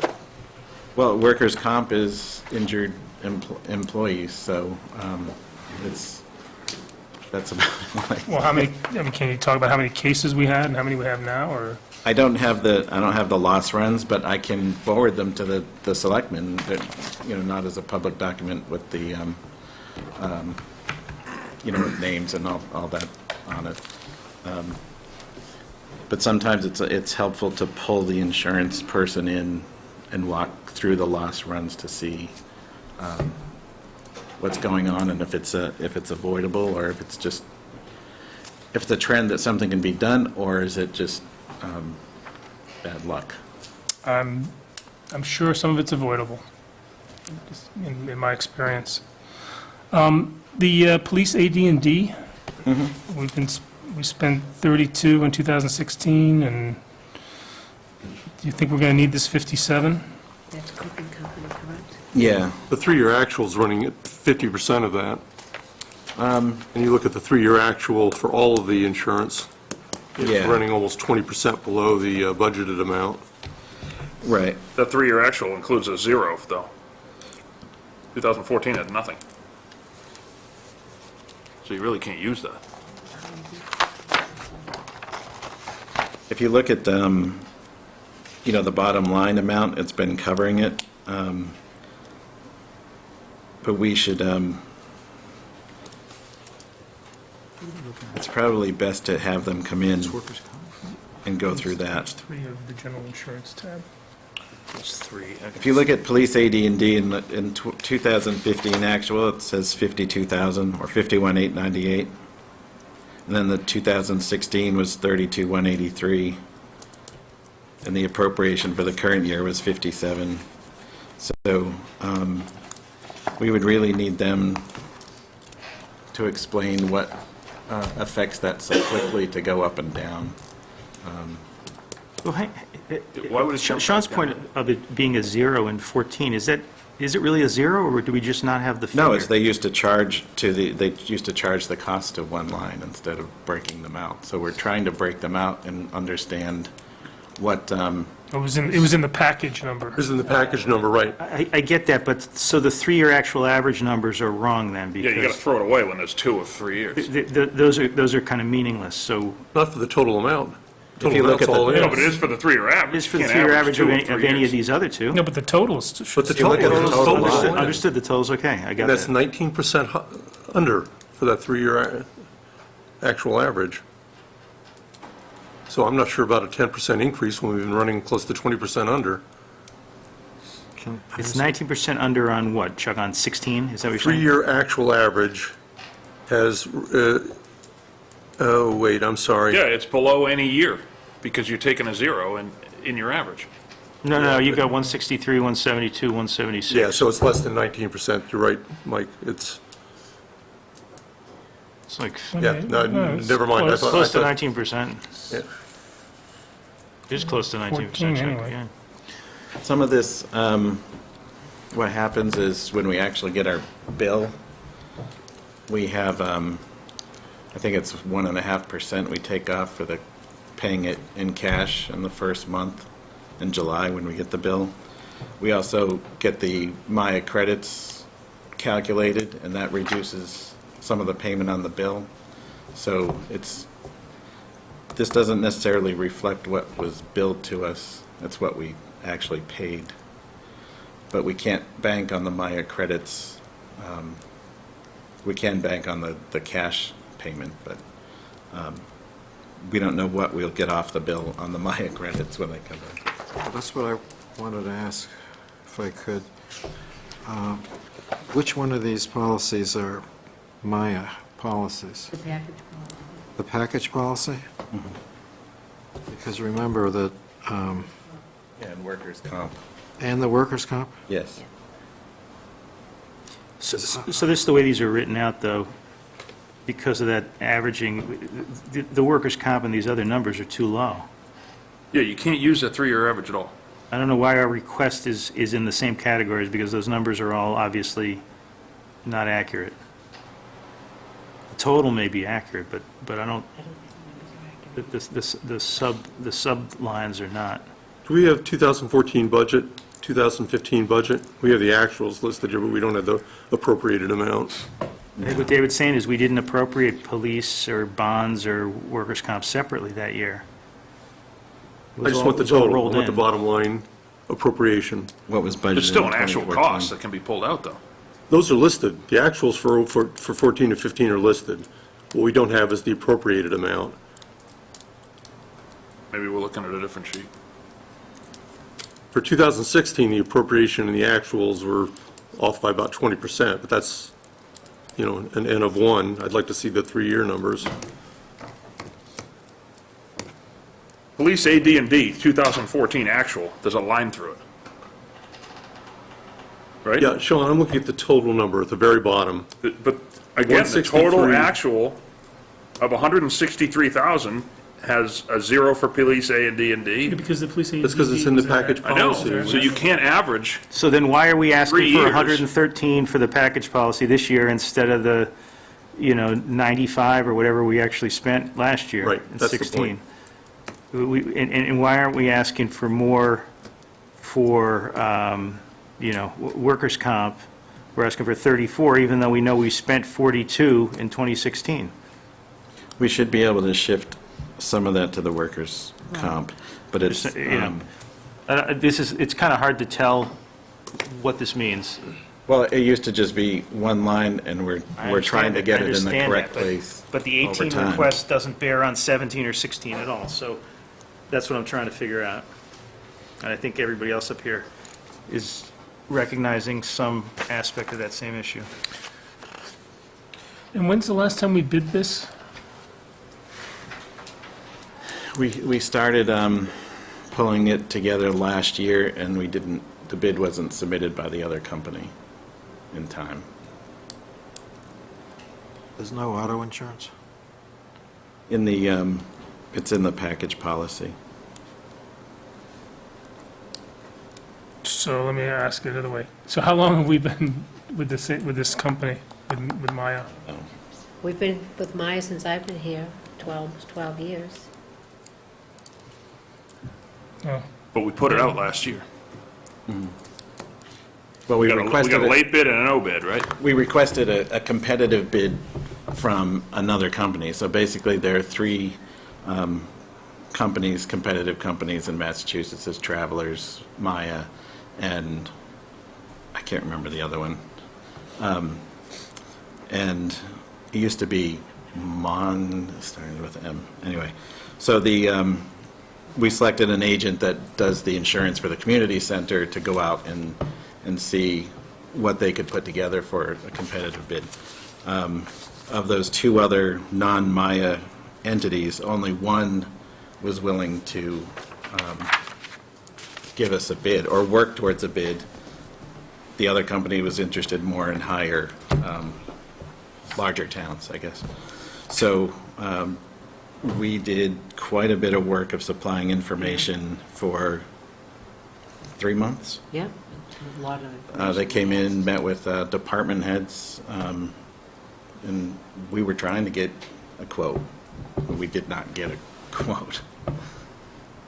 One of the reasons why we created Maya was because many communities couldn't get any bids at all. So the cities and towns got together and created Maya. I'm on the board, unfortunately, so I have to recuse myself on those. Right. But it's created by municipalities, for municipalities, for the very reason that many carriers won't bid on small towns. Right.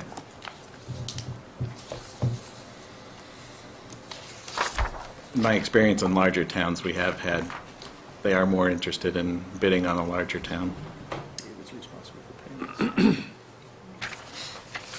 So I'll work with Sharon to put the original budget request into that spreadsheet. Yeah, I think it would be helpful to get a sense of how realistic these numbers are or not. I just can't figure that out from this. Right.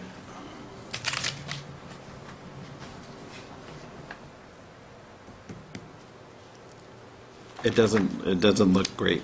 It doesn't look correctly distributed to me either. Okay. So what's the next one? It's legal? And then, I'm sorry, one more thing. Oh, Can we schedule an agenda? I mean, it sounds like we've got a pretty significant exposure on workers' comp. Can we schedule either an open or executive session to dig into that? We can have we can schedule both an open and an executive, and they could come in and speak in general, in open session, explain what workers' comp and what drives it and that kind of thing. Good. And then to review actual cases in executive session. That'd be great. Do we need to do the reserve fund transfer on the insurance now, David? Yes. If you look in section, or item 2 in your packet, the remaining 2 requests are for, one for legal, one for general insurance. We recently had a $7,500 deductible come through, and we had the builder's risk for the library come through. Originally, when we decided to pay the builder's risk out of here, we said there may be a possibility that we would need some sort of transfer by the end of the year. I thought we only agreed to pay that Not illegal. to the extent there was money in the insurance line item. Oh, maybe it was insurance. Yeah. Is that what it was? I mean, we thought that should be part of the project cost, and to kind of get through the urgency of getting the policy, I thought we said we To would pay what it money you had available. because you had available money, but I don't think we committed to doing a transfer out of town funds for the rest of that item. So the rest would be, No. you'd want the request to No, come we from said we'd pull it library? out of our insurance item, which is in a deficit anyway. Which is in a deficit. Right. So I thought we were pulling it out of money we had in the insurance item. We wanted it to come from that budget line. I don't know if at that point we knew whether we were Maybe not. red or in the I have to black. say, I don't remember it. I'd have to look at the, May not have at been the here. minutes. Yeah, That sure. one? Okay. Well, we took it that there's definitely agreement that it was going to be, we were supposed to try to pay as much of it as we could. And then we come back for reserve fund. And if we then need come it. back. Somebody's got to come back for a reserve fund transfer to pay it, whether it's us or library. But are we Alright, just- talking about the $7,500 transfer? No, No. What, There's 2. There's 2 of them. There's also 29,000. Here's the 2 library-related. oh, I see, okay. So it's a total of just over 36,000. Does the 2 combined come to 46,100? I don't remember it being 29,000. Oh, it was over.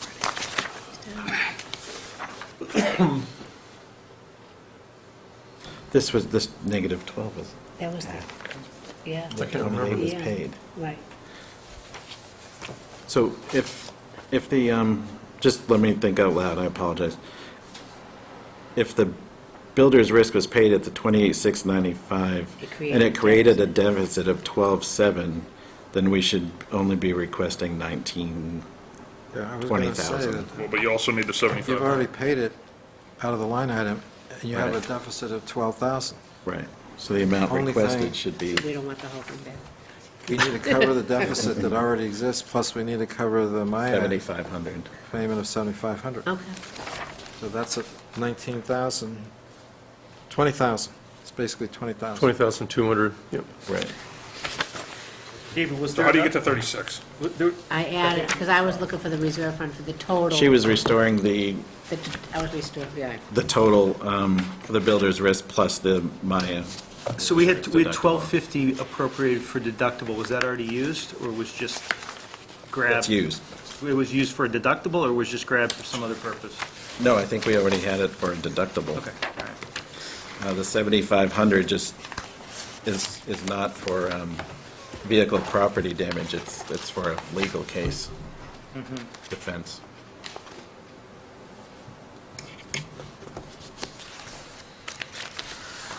I'll move to approve. Did someone actually give us a total? 20,200, What? 20,200. 20,200 for reserve fund to cover the deficit created by the library's builder's risk policy and a Maya insurance deductible. 20,000 to 2550. Can you make the amount? 220. Thank you for the friendly amendment. Is that equal high? Okay, do we have a second on that? Second. Any discussion? I have to recuse myself because I'm basically Maya. Okay. Paul's recused. You know, I would just say I see this, and, you know, I know we did say we would pay for it, but when the library talks about whether the town should be in for additional money, this is some of the additional money the town's already in for. We just had to make a reserve fund transfer for an item that should have been part of the library project cost, so. I couldn't agree more. Thank you. All right. All in favor? I know we voted twice on it. Yeah. Good. Okay. Yeah. Michael, will you sign this one? Have to sign something? Okay. What's next, David? Legal, right? While you're talking reserve funds, do you want to talk about the budget for legal or the transfer for legal? Let's talk about the budget first and then the transfer. Yeah. All right, so I'm doing this. That's the new number. Oh, do we have to make the motion that it's 20,225? We probably do. I thought we did. You did? I took his amendment. Good, okay, good. I couldn't remember if we actually adjusted. Great, thank you. Legal, David? So Legal- we'll just do budget first, and then we'll do the Okay. the reserve fund. The legal budget pays for counsel. It's we have a contract for retainer with a fixed price for all hourly rates for certain covered items. If they're working a case, then it's not covered under retainer. So we've had a number of cases that have been driving this budget up. Traditionally, in the past, it's been budgeted relatively flat with just modest increases. That's why you can see the 70,000. In no year has that been reflective of what the actual expenses have been. So it's been kind of a practice that it's set just to cover the legal counsel and a little bit more, and then we have to come back for reserve fund transfer requests or take care of it at the end of the year. That's another option.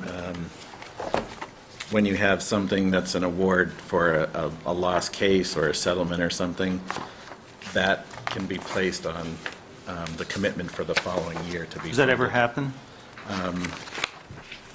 We haven't had to do that, that I remember. Yeah.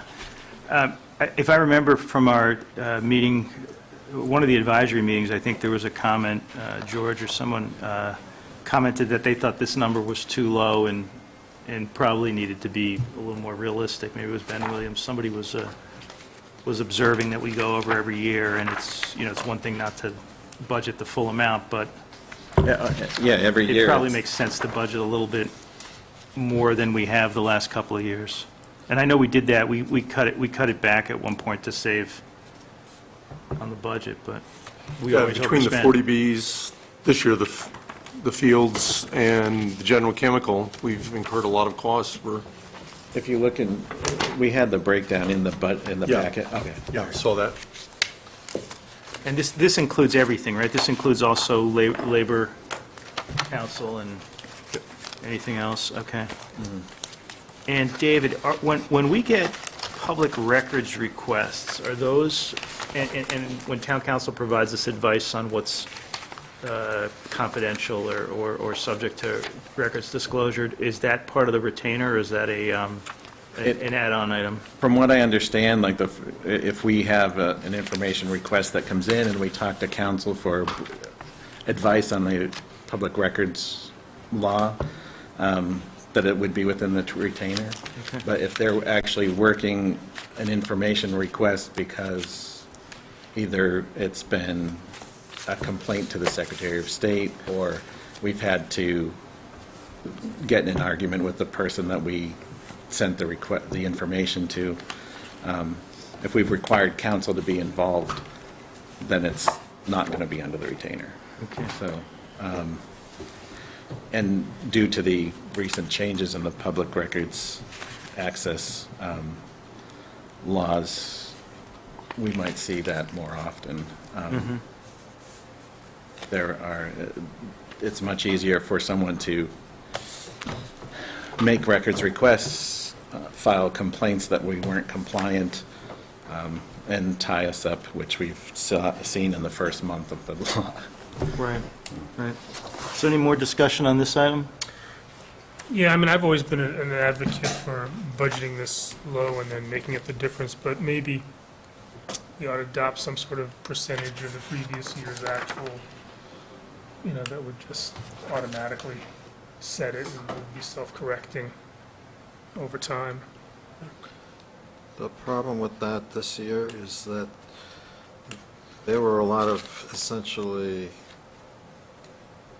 I would see as one-time things that aren't usually recurring, and those have to do with all these 40B things that have been hitting the community. We went for a long time without a 40B, and now all of a sudden we've had a whole series of them, and council has been heavily involved in those. So I'm not sure that last year or this year is a representative year for the purpose of future budgeting. It may well be that next year we'll have the same number of 40Bs, so that next year we maybe want to do something. I mean, I've been looking at these for I wouldn't set up a formula. 10 years, and there's never been a representative year. Right. Based on the current year's activity, I would say we're already looking at litigation on a couple items. One attorney said that it would be tied up for 4 years before it could be finished. So I don't know what a representative year would be. Mm-hmm. So right now, we're budgeting less than half of our actual. Well, less than half of last year's actual, but two years ago, we went over very little, so.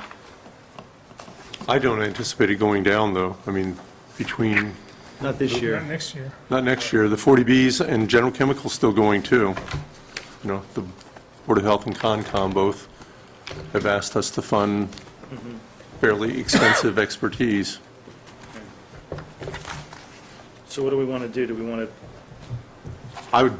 I would just bump it to 90 or something. I think 70 is unrealistic for the next year, but that's, Mark's approach probably makes more sense, is certainly a more consistent metric to be applied.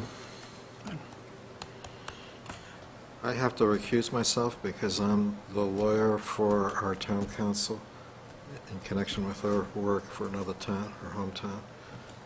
So because she's my client, I can't vote on her budget. I know in the past it also has been brought up that you don't want to demonstrate that you have a huge legal line that you aren't spending, so you do. There is some. You don't want to demonstrate that to who, David?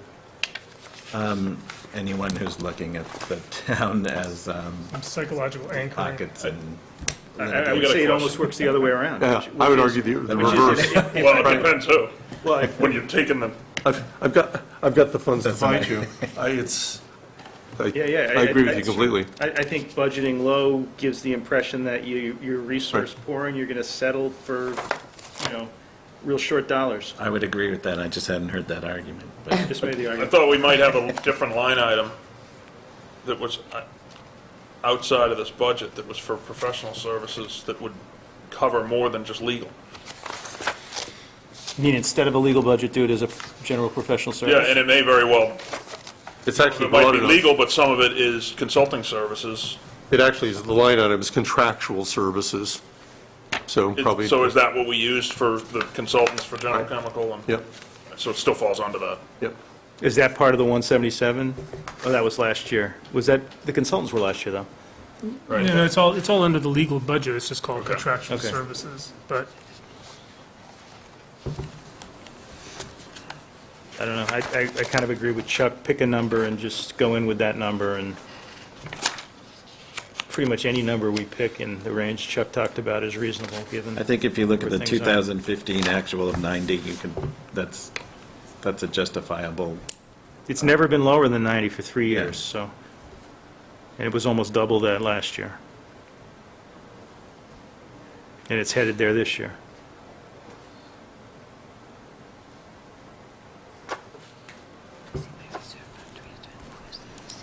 Okay, all right. So are we giving, are we going to vote to ask to have this budget increased before it goes to advisory?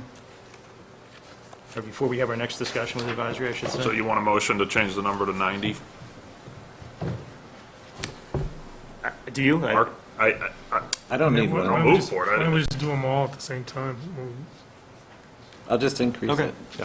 All right, that's fine. Let's do them all at the same time, so I wouldn't Okay.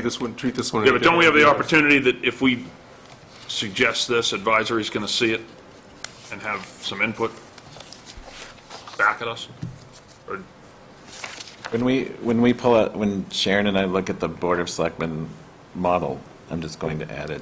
Okay, good, thank you. Next, we want the reserve fund transfer now for legal. Right. The current balance on the budget is just under 8,000. So will you be doing reserve fund transfers every month for the next 4 months? You This could, will hold us over a little. but this is projected through the end of the year. This isn't projected through the end of the year, this is an invoice. It's not. This is an invoice from November. They're looking for This is 50,000. projected to March, I'm hoping, we might be end of March. We're gonna get March and January bills, and we're gonna have pretty much We even need, this I'm 50 waiting up. on December and January bills, I haven't got them yet. Right. I don't even have mine. Where is that? Oh, looking at it. All right, well, the retainer amount is predictable, so we have 6 months of retainer. If you, We have 7 months of retainer, really, since this is only through November. So we have 7 months retainer right there. We've got $42,000 alone, okay? And then we've got a deficit of 10 on the last bill we didn't pay. So we're already up over 50 of things we know we have, and that doesn't even include the litigation. So we're at 52 at least. This is all for town council, right? This is town council services, yes. So, as I say, I'm town council's lawyer, so I gotta Okay. step away. All right, we'll miss you, but we'll call you back when we're ready to talk. I don't think this is a high enough number unless we want to do this again in. What's the state of the reserve fund? do we have a balance on the reserve fund? Yeah, I think it's just under 300, but there's 375, I think, that was budgeted.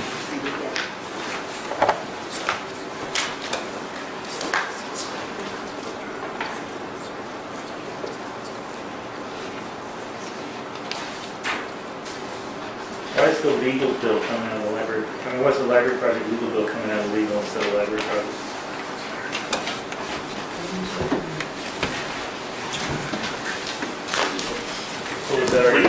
Was that on this breakout from our town council, or is that just indicating that that was paid? It doesn't say where it was paid by. It was paid by. Might they have paid that directly? I don't think we've charged off to, we can't charge off to anything to the library without their, do we break out the bill and send to the library? Yeah. So that'll keep happening, and then we'll have to tally everything up. A lot of stuff's gonna go through town hall. The point of the audit. Okay, so what's the, So I'm sorry, I wasn't following that. How long is 50 going to last us? 3 months? yeah, no, not even. We've already spent it. If you count the retainer as a, as if it's already been spent because we've contracted for it, the next 7 months of retainer is, they're $42,000, and we're $10,000 in the hole on the November bill. $17,000. And we've got, so we've got that's 8,000 50. in the pot. 50, and then we know we have ongoing litigation matters that are going to eat into the budget. I mean, I would say we probably want to transfer 60, and that won't even be enough, but it'll at least last us till April or something. Does that make sense? Yeah.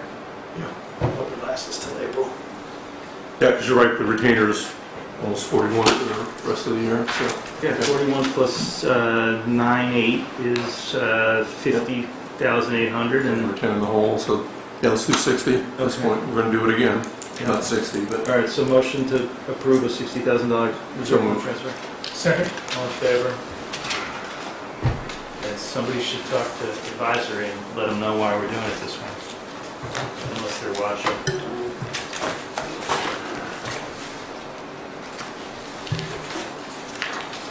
I can call them. Just tell them. Okay, great. What's next on the agenda, David? Selectmen budget? Board of Selectmen budget? Yeah. We should zero fund that for next year. We can. Board of Selectmen. Somebody tell Paul to come back. Yeah, Diane, can you let Paul know he can come back?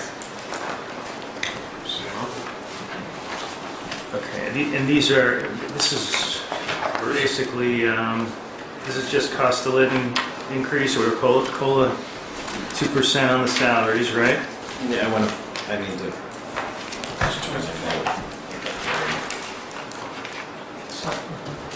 Contractual services are what they're, Contractual services are. it's the photocopier and things like that, looks like. Cell phones. Consulting. There's a consulting service line too, about 9,000. Yeah.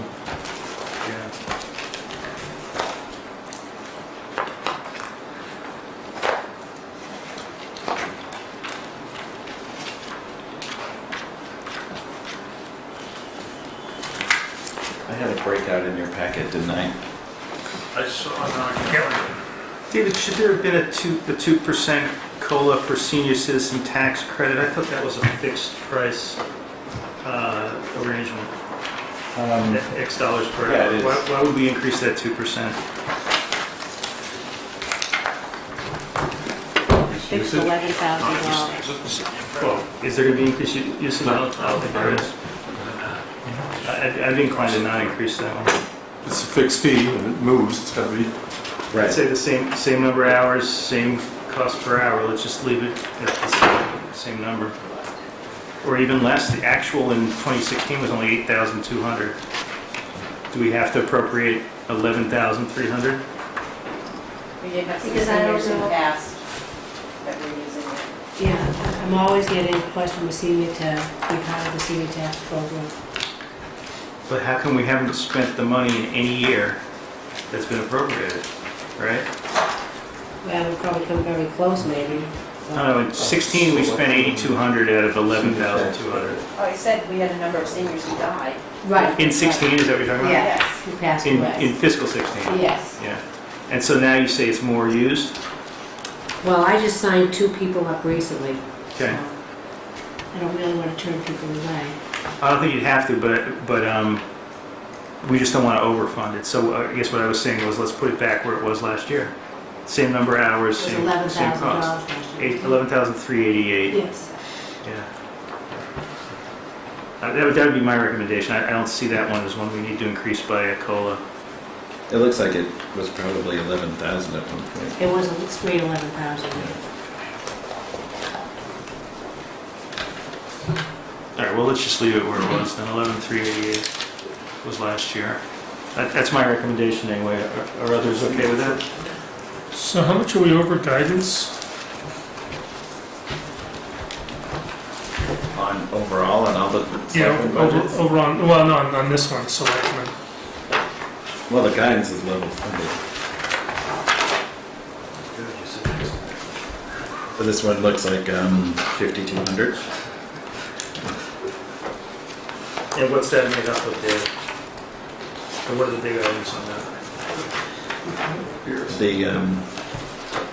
The salaries is 4,000 of it. So 4,000 out of 5,200 is salaries? And we can just save 250 on that. And I'm not sure you're looking for that much. Your 2017 appropriation was 269. And your request is 272.5, so I think we're only looking for 3.5. No, but the page total of the next page, that's just the page total. There's another 1,500 on the next page.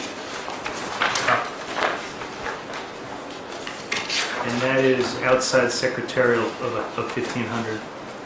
And that's something we talked about, David, right? You just getting you some extra support? That was, Is that what yeah, that that is? was charging out 2 hours weekly admin assistant to this budget, trying to increase the assistant to 5 hours more per week.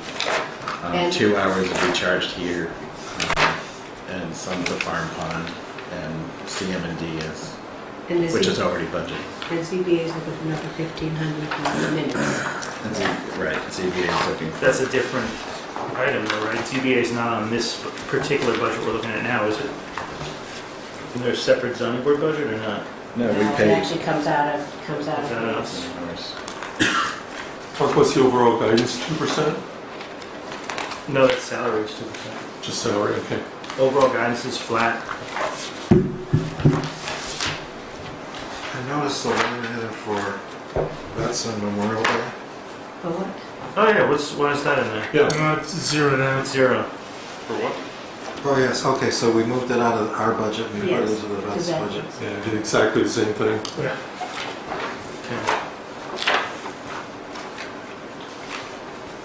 Where's that town buildings section? I can't even find that. That's a separate budget, isn't it? Town buildings is separate. It's here, It's all on a tab? Yeah. its own tab, yes. But on this one here, Stay. where are we gonna cut if we have to stay flat? Is there anything?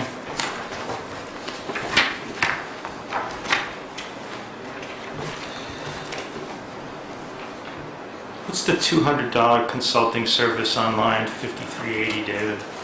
And how's it different from consulting service on the first page? Which one? Well, you got 5380. Yeah, I'm trying to figure out what you've got here. It says, you got two of the same lines. Okay, maybe I'm misunderstanding what this is on Form 3, page 1, and page 2. You've got 5380 contractual services both places. They have very different numbers. Why is that?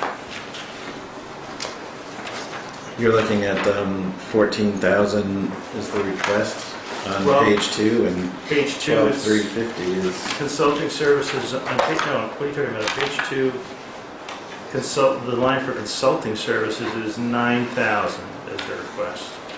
We need 14,000. And on page 1 Page is 1 is 9. 9,000, page 2 it's $200. Well, I must just not be understanding what these different categories are. Can you help us? Well, they don't. I actually didn't do this budget. So, David? It doesn't look like it's rolling up right. There's a $9,000 item under consulting Trending towards services. $1,000 for this year. And then there's 200 under consulting services on page 2. And they both have the same line item. consulting. For 5380, right? 302, yeah, it's the same line item.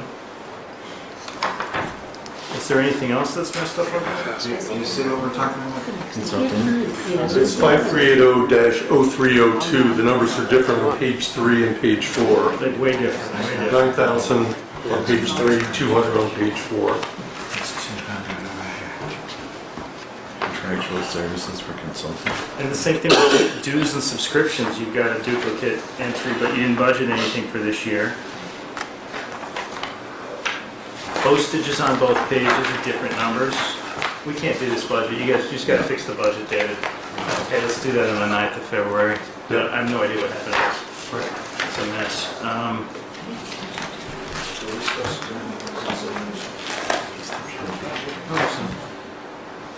is that? So the next budget is Town buildings. town buildings.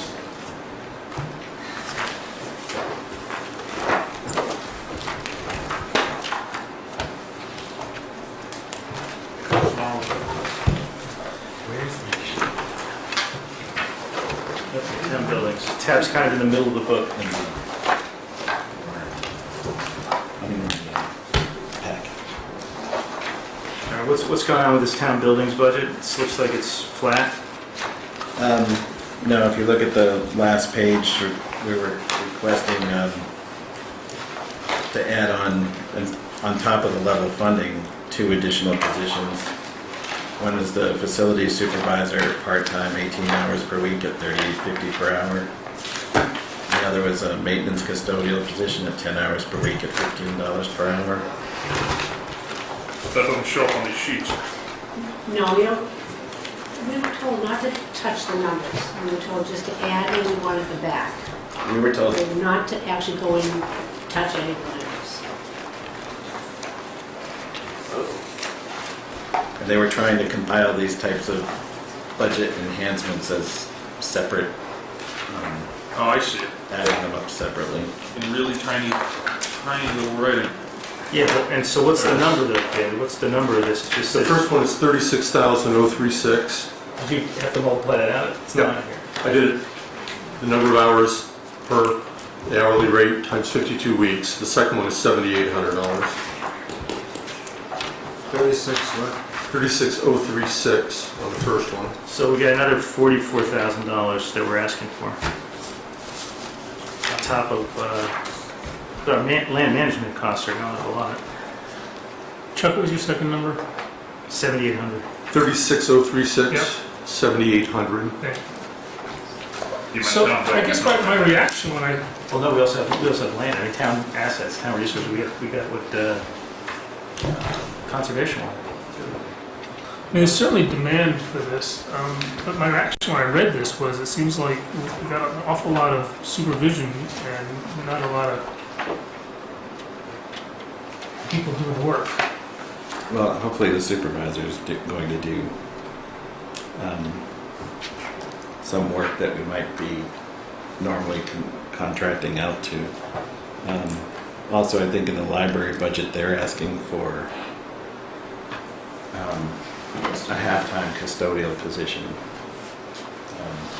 I believe just for the library. Which would report to this supervisor.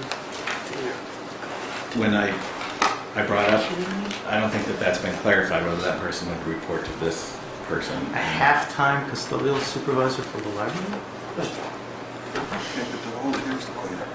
To do what? Dust off the books? Custodial work, room cleaning up after the So that wouldn't be a rooms are supervisor. more. That'd just be custodial. Have we gotten by all these years without a half-time custodial person in the Well, they're library? anticipating greater use of their meeting rooms and needing someone to. Who cleans these? Is that in this year's budget? In the For library next budget? year? Requesting it. Yes. Or they're requesting a full-time. Full-time There's custodian. 3 full-time positions. It'll just be half this year because they're only basically gonna have a half a year at the The library. library budgeted for 3 new FTEs, a children's librarian, an assistant, and a building attendant for half the year, totaling $39,500. Wow.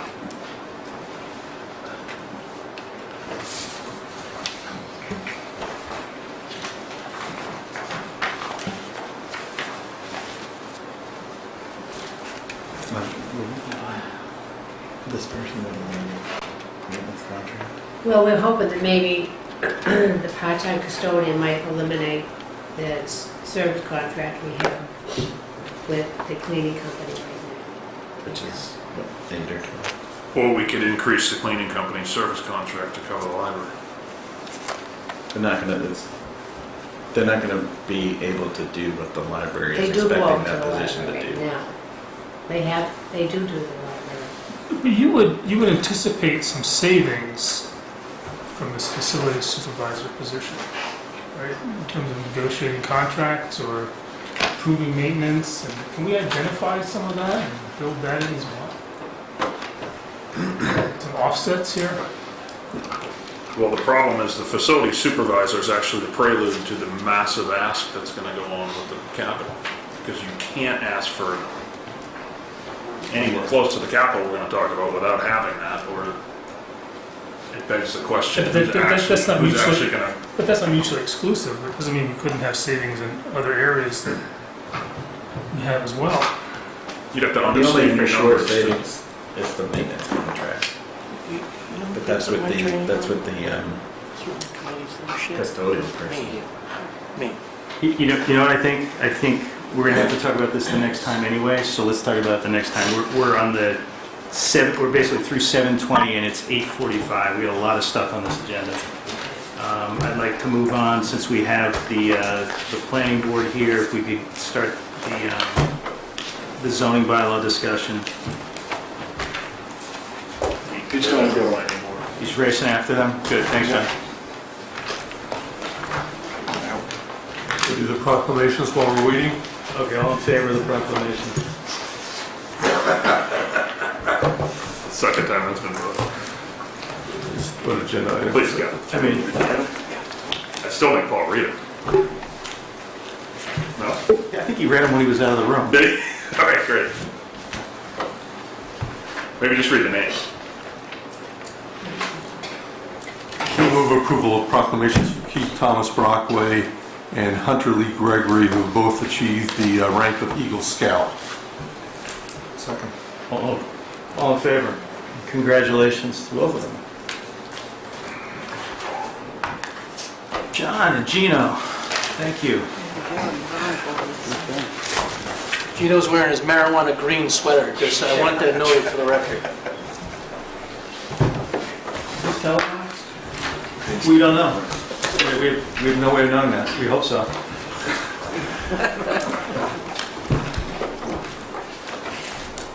What can we do for you? Okay, we have on our agenda amend zoning bylaw and consideration of articles to refer to planning board. Typically, the Board of Selectmen would vote to refer something to the planning board for review. I think in this instance, you've already reviewed it, so we don't really need to take a vote to refer it out to you, but if you could explain. It's legally required, number one, and number two, with zoning, you have to dot every I and cross every T, because otherwise the Attorney General might disapprove. But you're referring. So you have to actually receive and transmit, and then when they get it, then they hold a formal public hearing. It's just a little ritual dance. Well, they're going to have a formal public hearing. I'm saying they've already discussed this, so, I mean, you should probably hear what they discussed and then decide if you want to refer formally for them to actually hold a hearing on it. Well, it's on our warrant, they're going to hold a hearing, but why don't you tell us what you've discussed, basically. Thank you. Okay, so for the small accessory structure exception, this is a case where a resident came to us and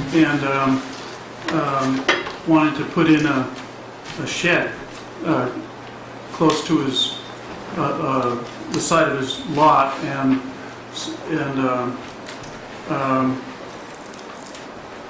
saw that the setbacks are our setbacks are our setbacks, and they're in section 4.2 for different residence areas, and so he noted we didn't have something specific for sheds that are smaller structures. So the same right now, if somebody comes to the building inspector, he can say you've got to follow the setback for your house, any other structure. So so he looked at other towns and saw that there were different ways to approach it, came to us, and we thought it sounded pretty reasonable, and we met with him a few times and came up with this language. What happens right now is if somebody complains about their neighbor's shed, then the building inspector will get involved, and if it's less than 200 square feet, they don't need a building permit. So the advice is don't put it on a permanent foundation, so if somebody does complain, you can move it. Mm-hmm. So it's kind of casual right now. It's not a big problem. It happens occasionally, and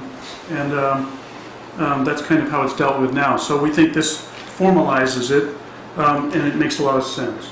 So the basic idea is that if it's a shed of not more than 250 square feet, then it cuts the setback in half. It also adds some additional limitations like height, so that the roof can be pitched.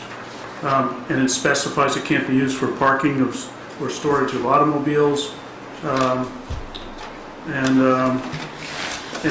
we added the design of the structure shall be compatible with the design of the primary residence, so that it keeps everybody happy.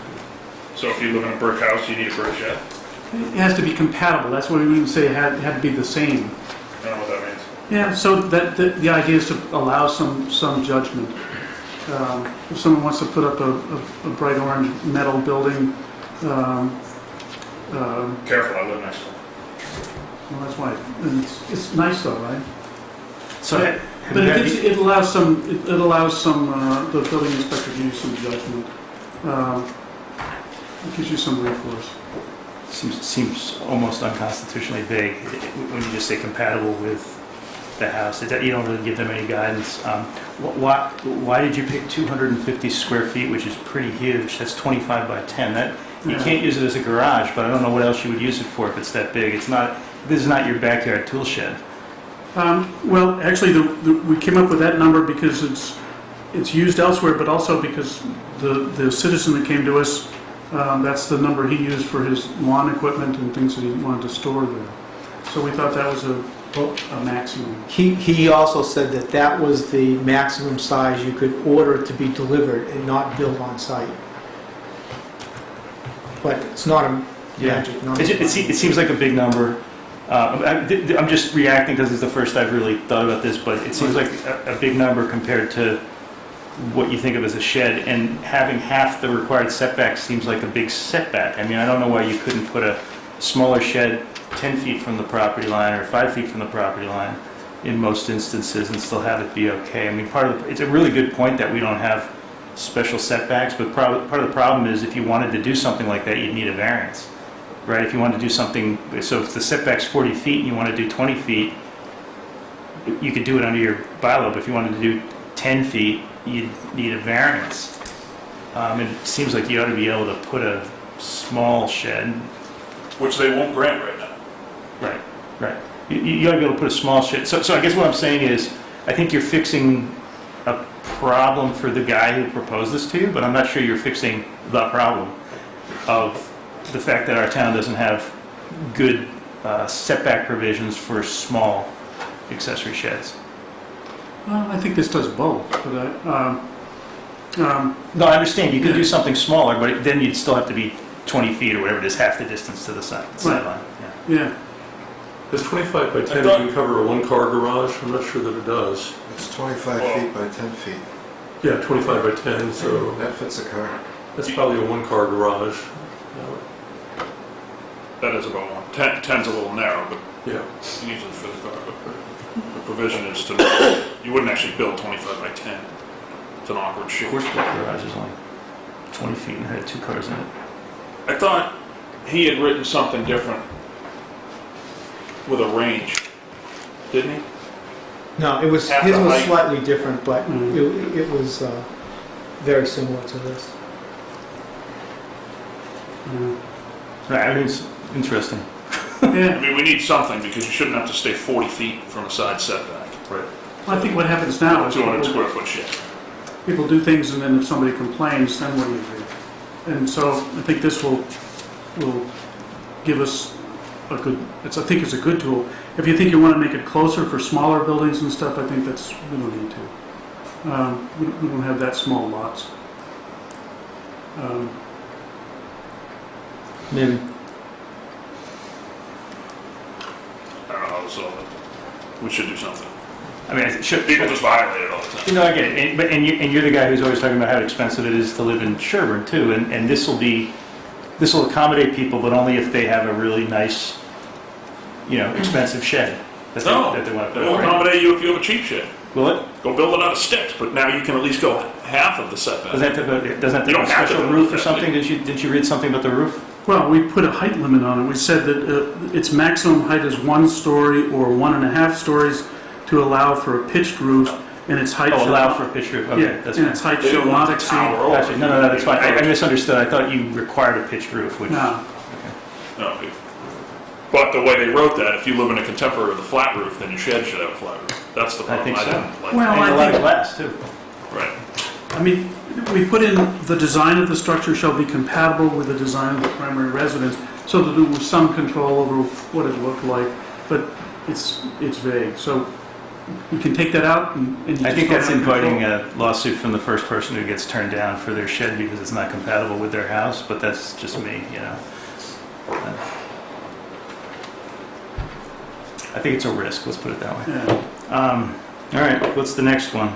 You get it? Before we leave this, is your intent to hold all of these till the end and then do a motion to commit to the planning board, or do you want to take them as we go? Well, we do them all at once, and that way we can be efficient. Yeah, so for the other two, we're not proposing anything. You're not proposing anything, No. okay. For recreational marijuana, it's been postponed by the state so that we have an opportunity to wait a year and see what's done and see what evolves. We don't need to take action now. But I have a proposal. We It's don't. later on the agenda, and it's,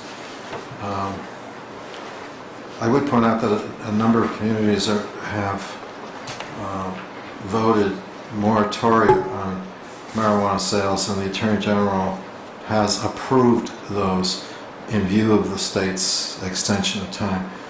And while it may sound like belts and suspenders to do a moratorium when you can't get licensed, it turns out that it's anticipated that the people who are going to be applying for these things will be applying ahead of getting the licenses, and then therefore could be coming to your doorstep, and you'd have to process them unless you had the moratorium. So the moratorium is fairly safe to do, and we know it'll be approved by the Attorney General. Just something for you to think about. That's not really my main thing that I have on here is a article for general bylaw to opt out of marijuana sales entirely, and to have a ballot question on the ballot for the upcoming annual town meeting that will, if passed by the voters, take us entirely out of the marijuana sales business until the voters change their mind and vote otherwise at some other election. Well, that's later on. Yeah, actually, we could maybe put that off until another meeting too, do you think? I mean, there's nothing urgent about doing that one tonight. No, but I do want you to know about the moratoria thing that other communities have found. I'm just trying to seeing a big agenda and Okay. a lot of stuff. I'm just trying to get through it. Not to cut you off, Paul, but and then the lot width one is not yours. We don't have any action. We have no warrant article for that. I thought you did. I thought that was Where'd that discussed. Wasn't that discussed recently? We talked about it 2 years ago and said that the general plan had, if we're going to modify anything on the lot width definition, we don't want to do it 2 years in a row. So we decided that any change to the lot width language ought to follow the general plan. Or legal counsel's advice for going through right now, shouldn't it?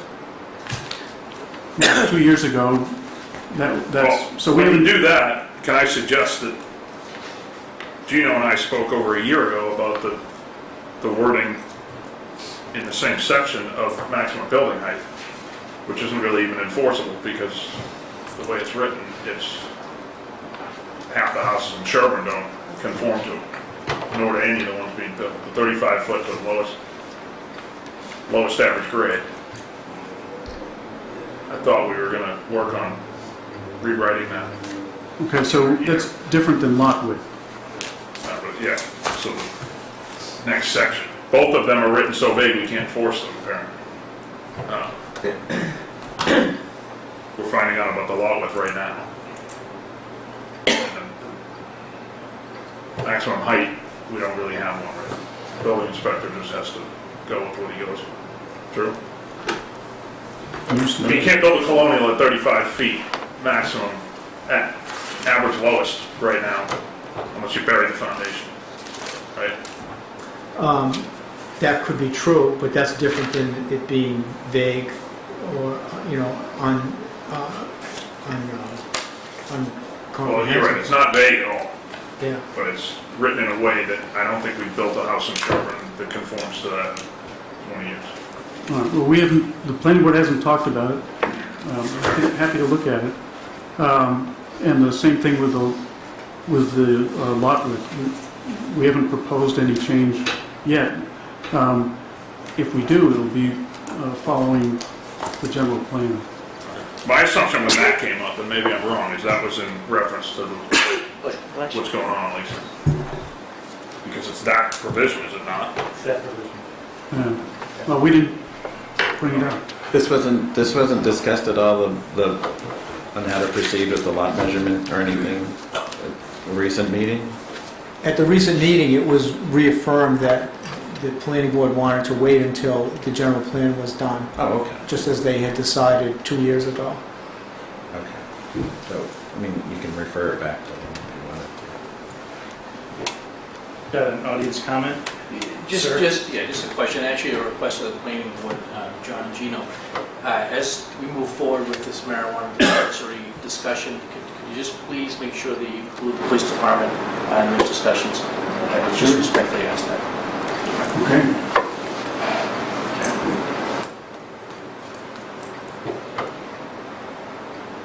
So we're referring anything to the planning board? Yeah, that move that we refer the article that they did have to the planning board for further action and ultimately inclusion on the warrant. And that's to add a section 4.1.1 for setbacks for accessory buildings.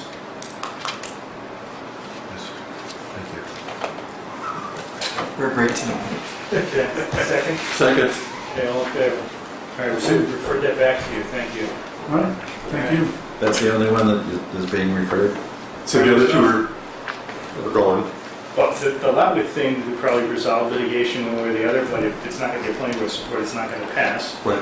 And the limit on marijuana sales, they said they don't want to take up in light of the legislation, so if it's not going to get planning board support, it might pass, but it might not pass, and there'll be a lot of discussion. Okay. So, I don't feel compelled to. But they haven't refer back to really it. discussed, I think you think it's something they would want to discuss? Sure, I mean, we're happy to. The Moratorium? Moratorium, sure, we can. Yeah, I am suggesting you take a look at it because a lot of communities, a lot of planning boards and other communities Lincoln has a have article found on it this useful. year's warrant, Okay. among other places, Gino, if you want to look for something. Lincoln Yeah, has- a lot of towns Yeah, are doing okay. it. Yeah, so we're happy to look at it, we just haven't. Right. So we want to vote to refer that to them also, Paul? Well, the legal process is that if we receive articles, we have to refer them to them. We haven't received an article per se. I'm not submitting an article alone. Moratorium. I'm going to follow your lead on that. Gotcha. No, The that's part good. I'm You got it. pushing for is the opt-out because Sherborn voted All right. not to support the question 4 on the ballot for legalizing marijuana, and because of that, let's opt out for the time being. Got it. Thanks, Paul. Thanks, John and Gino. Ed, do you have an update on the solar project? While Gina's here, can I just ask, just to explain what the recent development was on the solar project? Oh, Gino's got the solar report? Okay, great. Thank you. Well, I didn't, I'm taking him, I'm blindsiding him with this, but we had an email from Yes, developer. Eversource has approved the interconnection agreement. And the next step is to apply for the net metering credits, which there's plenty of, so there should be no issue in getting that. And then construction will Hope for a lot of sun. Hopefully. Great, thanks, Gino. Thanks for all the great work on that, too. Thank you, John, for coming in. Good news. So town hall parking and traffic flow is next. What's this, and we're going to keep this short, too, David. What's the, Basically, we met the library, the contractor, Sean was there, I was there, department heads were there, and we looked at the whole site map and how the proposed construction was going to be. Yep. The first drawing that they had was completely unacceptable, and they had a backup plan, and this is the backup plan that they had. And what we discussed in that meeting is the traffic flow, which we ended up with the red arrows. you would come into the town hall front parking, and then you would head to the left around the loop by the library, and it would just be one way all the way around town hall. After construction is over, we'd probably shift that direction the other way and make it one way. The three other items are, one, we needed to address how police department was going to get in and out of their parking lot without a conflict from the gate that is behind town hall, between the town hall and the library. So where the Board of Health trailer is parked on the PD side, we were looking to do a cut through from that parking lot into the town hall parking lot to allow the police vehicles to go back and forth there without running into any, having any head-ons trying to leave over by the gate, or having the gate blocked, their exit. So CM&D was going to create that cut through. If you look up towards Washington Street, on the corner of the parking lot, we have a proposal that we had given to Gino, and it was Ed had got a price quote. It was shortly under $15,000 to add, I believe it was 12 or 14 spaces with head-in parking along the property line, along that western property line, without going into the neighboring lot, because we wanted to have it permanent on our site. The other item is the... And where is that, David? I don't see it on this plan. Those parking spaces aren't on here. Okay. Those are, but they would be along that that channel there on the west side of Town Hall, on both sides of that road. Right now, people are already parking on those grassed areas for lifetime learning. On the neighboring lot, the contractor would be using the existing curb cut entrance to the property from Washington Street. And this would be primarily for worker parking. And they propose putting in a gravel access road and then a blocked off area of parking for their workers. They needed to accommodate up to 40 workers. Was Ed here? It's funny where they drew it. Oh, okay.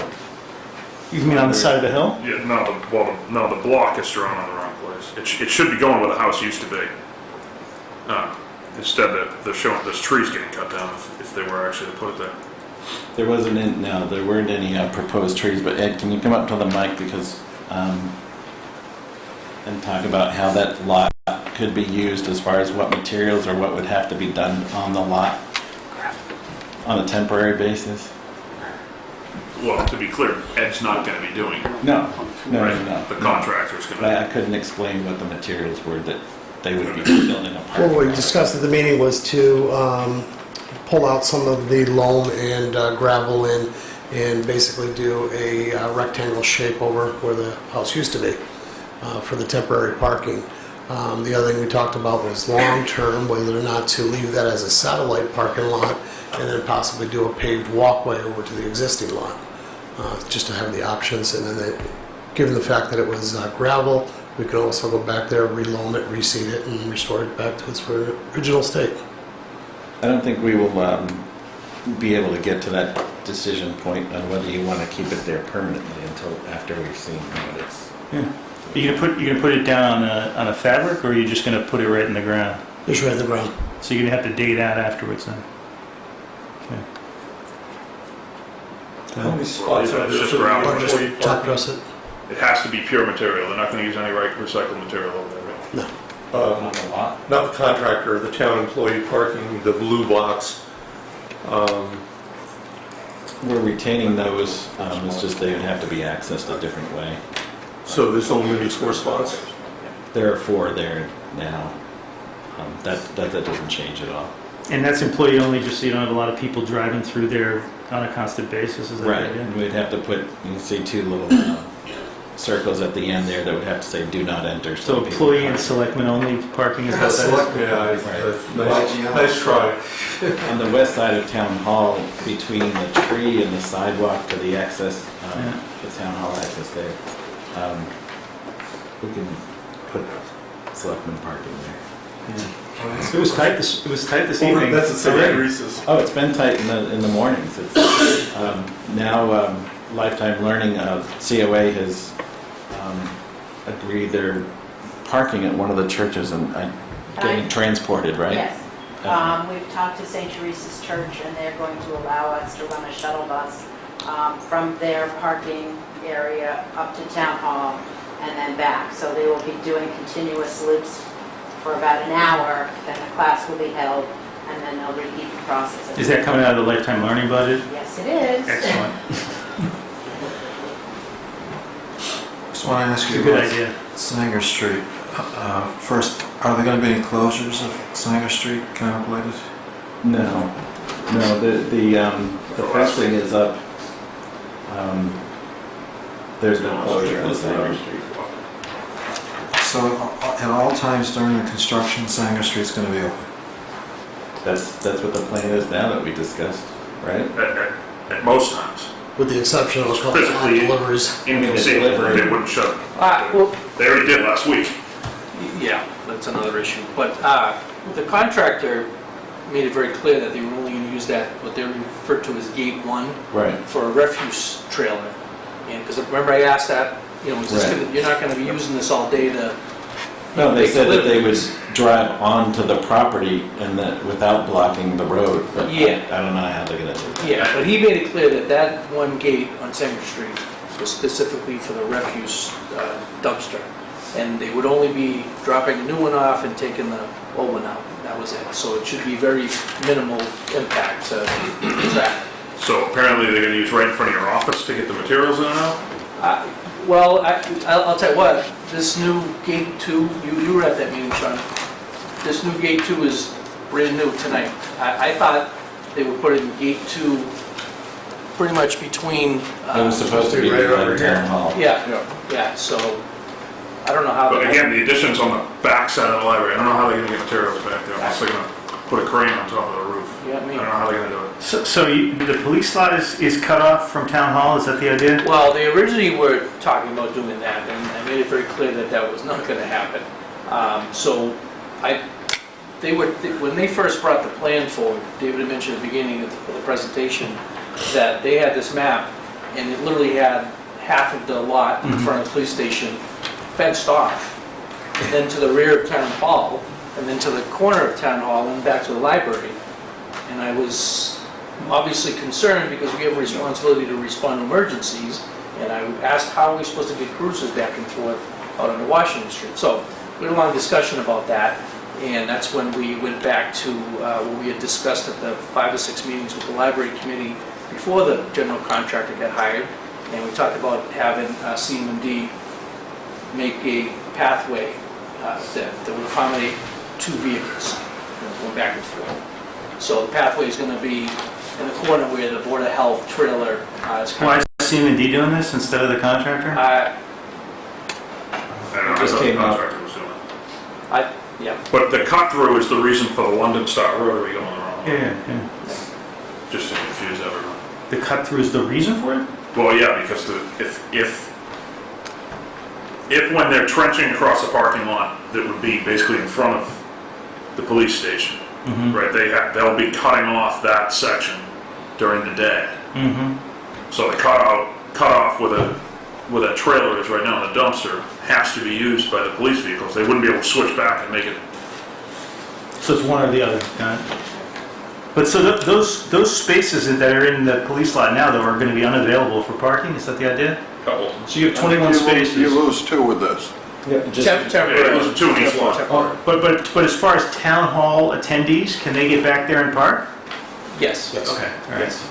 I think part of the concern was with the gate, the original one that we had that meeting was last week.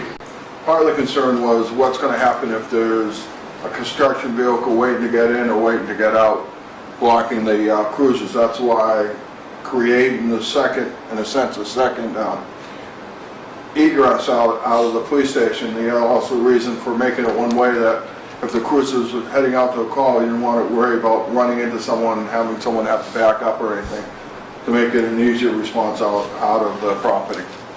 And during the trenching time, they said that it would be covered with plates and that you'd be at least have room for one vehicle passing. Yeah, that won't happen during the day. It's only 14 feet wide now. Is when they trench it, you're not getting in there. The machine is twice the size of the road. For entire days, they're going to lose access to it. Maybe at night it'll get plated back over, but during the day, they won't be able to go that way. They'll have to use the cut. That's not what the contractor said. I know what you said. Yeah, but I made it very clear, Sean, that at no time, and I don't even mean for a half of a second, can that access be blocked? No, you'll get the second one. Yeah. But you won't be able to get one car by the other one. You can't be 2 feet from his trench. Well, he had said that they were going to do a piecemeal. They were going to do it half and half.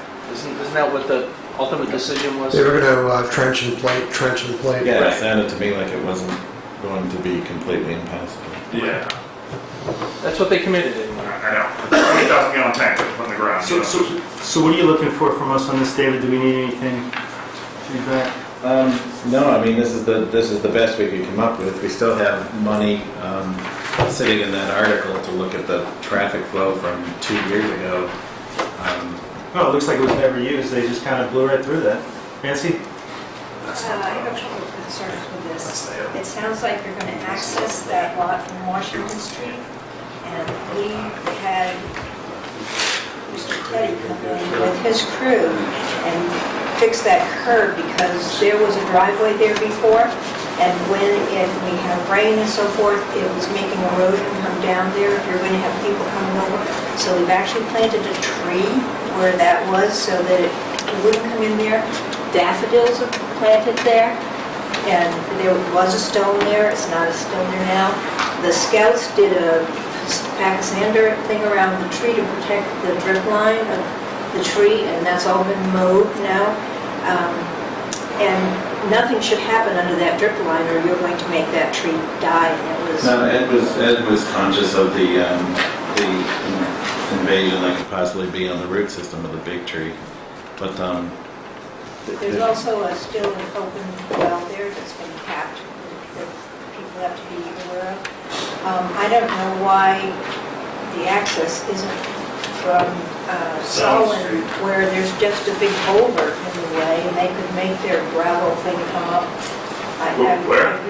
From Solon. From Solon? Isn't that It's really wet back there. I was going to say the same thing. Well, in my personal opinion, that back corner down by Solon is actually very soft and very wet, and you would actually probably need to remove a lot more material, and you have a rougher time in the springtime actually coming in that way. There was a cart road, and if you followed that. There was a cart road, but you. This is going to be 40 cars parking. Yeah. Back when CMD was mowing that, we were getting mowers stuck in that. there were 15 It would never look people. the same, that's for sure. Well, I mean, we can, It's not going to look the same now. But the other thing is, my understanding was the library was counting on using that for the fair in the spring. They're going to have to deal with a different location. We have to accommodate this. We're trying to be accommodating to the library. This is the only place we have to put people. If it comes to one day for a park, they're going to have to find another location. it's only the Or upper section. they use that location, right, outside of the lot that's there. It's going to be fenced in, they're not going to have access, right? Right. The public's not going to have access inside that, because they're probably going to be storing stuff, right? They didn't talk so much about storing stuff. It says it's a lay-down area. Lay down, lay off, Yeah. loading area, so they're going to fence it and Something. lock it, and they should. Well, there was another well that was filled in that, on that Well, property. I don't understand why we haven't filled that well. Maybe I'm The reason we didn't- There's an open well over there that should be filled. The reason that we didn't fill that well was What? because when they Are we going went. to design this in this meeting, or can we? What I was trying to say is you had 15 or 20 people around the table, the project managers, the people who bid the work, the contractors, the library people, All right, we came up with CM&D. the best solution we We could tried, find, yeah. so. There might be a tree or Can we two. move on? I guess that's my question. Well, I think the public needs to understand, Mark, how this is going to work. It's going to be, it's a There's going to be position. some heartaches and disruptions during the construction. I think the idea of that meeting was to minimize and to do it So first of all, we're not putting a huge cost on the library. One of the actual discussions was off-site parking. They talked about the added expense of busing people from someplace else because there is no parking for the site in the town. So I mean, the library is fair. This is their project. It's something they're going to have to They can figure that out. Yeah. Right. And I think we already looked at if they were parking half on Sanger Street, that wasn't going to be an option. Parking a little. Sanger or Solid? Sanger. Yeah, Yes, either Solid. That's why I asked about Yeah. Sanger. I want to be sure that street's open, because when we closed it, we had quite a few people. Well, the public also said it's a disaster, but it would be fine during the library construction. And the parking lot at the bottom of the hill, that's not a public parking lot. We don't want them going in there because we never know when No. a funeral's going to be or. It's not You can't. the town's lot to take. Right. Right. And they shouldn't even ask. But the other parking on Sanger Street's going to remain, the one that's towards the community center on the right. That's not going to be interrupted, and the ones up. It can't be, that's private property too. Right. The church owns that. And the parking that's at the top of the hill there, which was the library handicap space and so on, what's happening there? That's gone. The trailer It's fenced in now. There's a job Yeah. trailer there fenced in. So that's gone for Temporary. Temporarily. So if somebody who's driving that street basically can rely on the fact that they can get through there, but from time to time I heard that it will be closed for moving this. I asked that question, Paul, because I made it very clear to your point that people were upset about Sanger Street being shut down, and we wouldn't, no one would be happy if there was an issue there, so. They just said, not even a temporary shutdown, they just said that a vehicle slowing down to get through the gate to remove the refuse. Which is one of the reasons why we engaged in the experiment of seeing what happens if Sanger is closed down. Figure out the impact. Would it be possible to make your access where we opened the wall? Because we opened that so that the equipment could get in there from the town rather than going over the Washington Street curb. We already looked at that because of the traffic flow. We didn't want to have an access coming through because we'd give up more spaces instead of putting in new spaces where we wanted to put the new spaces. You know, We don't want to mix the construction vehicles with town hall vehicles either. Or they're just going to take over the town hall parking lot. Every day you'll get to work and all the construction guys will be in the town hall parking lot. Well, if you're opening that side for parking, then maybe the town hall workers could park there as well. It's going to be trucks. There's going to be trucks offloading materials. They need to come in off Washington Street. It's the only street that's safe to bring them in and out of. I wonder if there should be signage that says no contractor parking on the. Yeah. They actually, just the opposite. They were talking about putting signage on that side saying contractor only parking. I'd want to have the no contractor parking too, I think. Okay. I would. I mean, In our lot. Absolutely. I mean, this is just a continuing, this discussion's been going on for 2 years. Nobody has ever taken seriously the fact that town hall needs enough parking to survive during this project. And it's a very nice project. It's going to have a lot of people moving a lot of different places, but town hall is getting sort of, short shrift in terms of focus and attention. We had money appropriated, David, for a parking study. We didn't have to guess at whether Washington Street or Solon was easy to come off of, or if there was a better way to do it. We had money to pay for somebody to study that. I don't know why we didn't use that money. Because we didn't need to pay somebody to study something when there were only two options. And that's why we waited to talk to the contractor and the project manager after it was bid. I mean, that's what How do we you know there were only two options? decided. It's accessing that lot next door from our lot or from Washington Street. Yeah, I think that defeated the whole purpose of having somebody who is a professional engineer study the issue. These were engineers that were at the table and And they have no There's interest no- in keeping the town parking lot functioning well. Their only interest is in minimizing construction costs for the contractor who's doing the library project. John? The site plan, the planning board approved, says that there'll be no loss in the total number of parking stalls. So, Okay. We're only talking during construction. Yeah, so are we. So during construction, there's to be no loss in the total number of parking spaces? Yes, that's correct. That's one of the Right, conditions? this doesn't comply with that. So this doesn't comply with that, David, so I think we're back to square one then, because they're in violation of their permit. If they We did were it. going to expand the spaces. I think there's 16 spaces that we wanted to put in the plan that we drew up. It'd be helpful to see a plan the The next problem meeting. is if they're pulling spaces, they're gonna be going the wrong direction, hence the, Well, I on think, the road. We have to slant them. They're parking there now. yeah, We just have to slant them differently. you're gonna slant them the wrong way. well, all right, so maybe for the next meeting, you can have a plan that actually shows all the number of parking spaces that complies with the permit, that addresses the police chief's concern, that it, has some rationale given to which direction it's going to be accessed from, that has the square for the parking in the right location, that says something about where the well on the site is. I mean, I think that would be helpful. Anybody else have comments on this, or are we beating it to death? I think We think we beat it to death. I think so too. Maybe next time maybe you can bring your Lego blocks.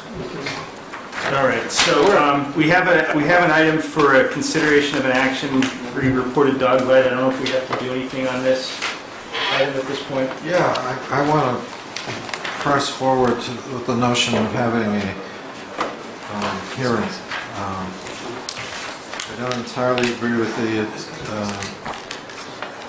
opinions that we've seen about our jurisdiction.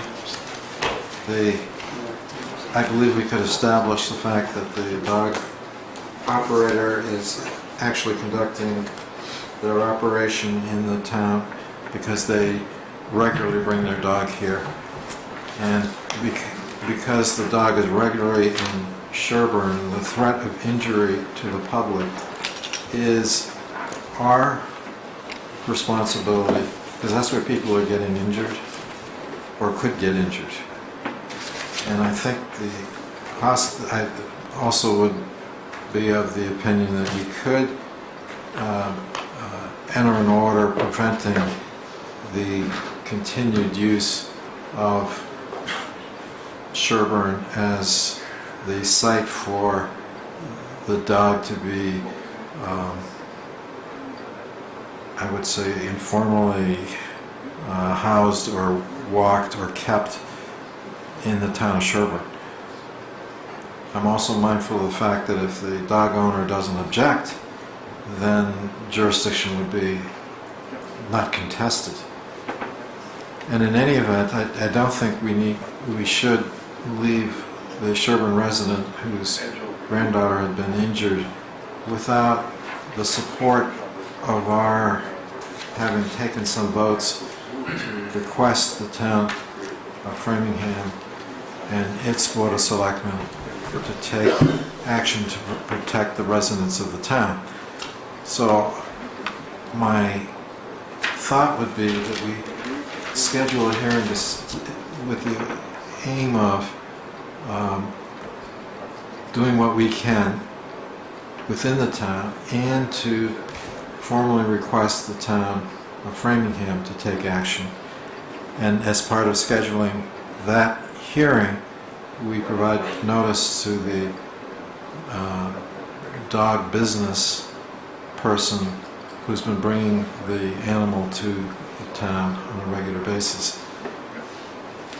If they object and raise jurisdictional issues, then we face the jurisdictional issues. If they don't, and if they show up here, then there's a chance for us to do justice all the way around. So my thought is, why not? Okay, do you have a motion on that? Yeah, I move that we proceed to schedule a hearing. I'll second that. Any discussion? I do have another, not necessarily this exact question, but I mean, we've got somebody who's basically operating a business on Sherborn land. We've got a native dog walker with a Framingham dog. And is that something that we ought to let's get some more thought to whether or not we want to allow that? And if so, what kind of, I'm not sure this person's not cleaning up No, it wasn't town land, just to be clear. It was private land, not town land, but it was. By a dog Rocky Narrows. Yeah, right. So it was a trustee's property, but David did show me at least an example of a bylaw that regulates dog walkers, professional dog walkers, not kids who are walking dogs. And we might want to consider that as an addition to the warrant if we reopen the warrant. And you could, although that's like trees, dogs regulations is I don't know, going to provoke a lot of we have to do this discussion. warrant. It's debatable whether that was town land or trustees. Oh, it was? You walk 50 feet to the right and you're on town forest. Okay.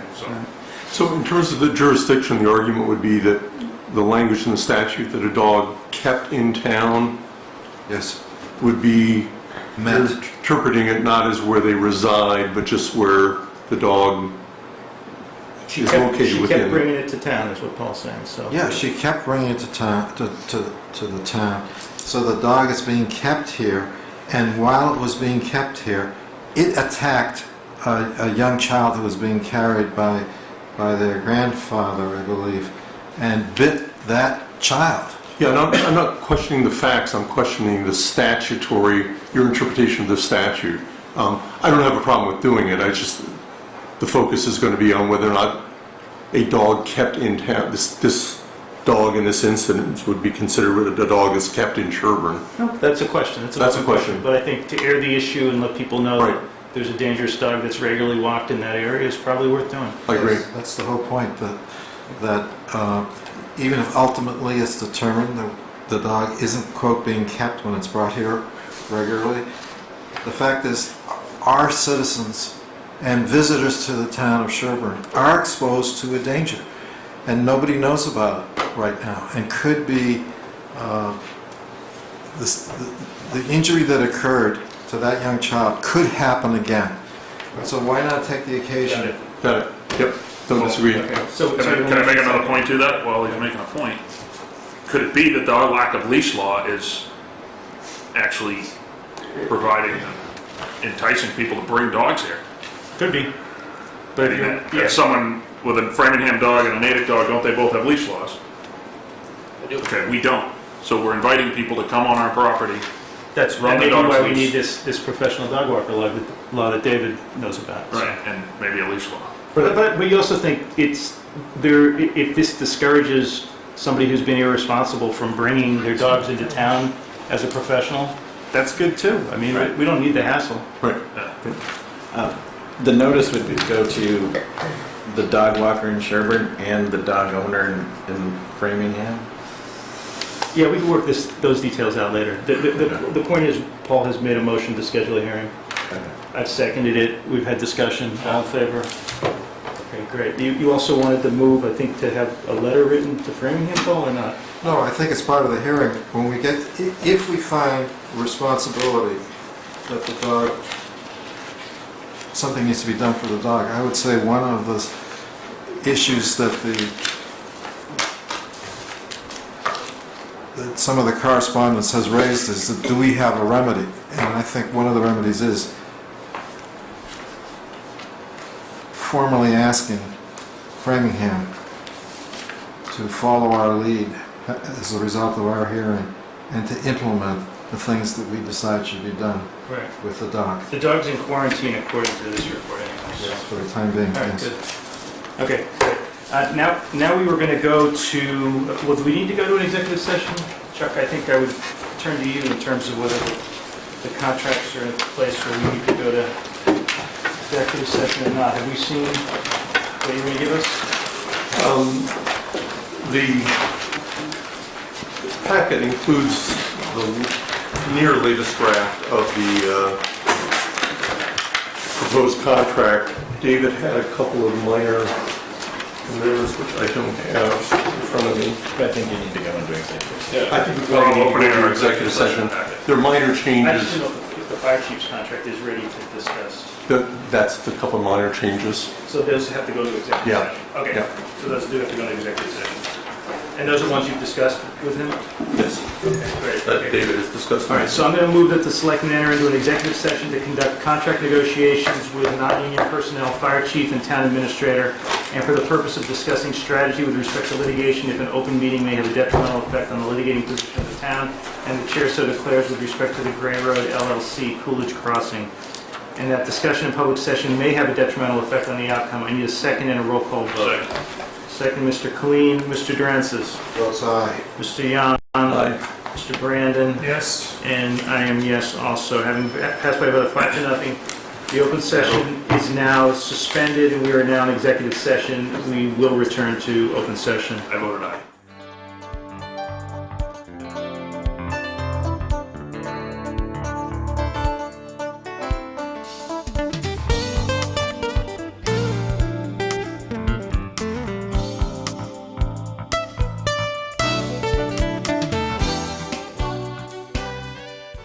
All right, great. We're back on. We're back from executive session. So the next item we're going to take up is a personnel contract for our new fire chief. Chuck, do you want to talk us through this? Sure. We had an exhaustive search for a new fire chief, and we were pleased that the candidate that the selection committee had unanimously recommended. We've reached an agreement with Aaron Kenny, who's been a firefighter most of his life, from the age of, when did you start, Aaron?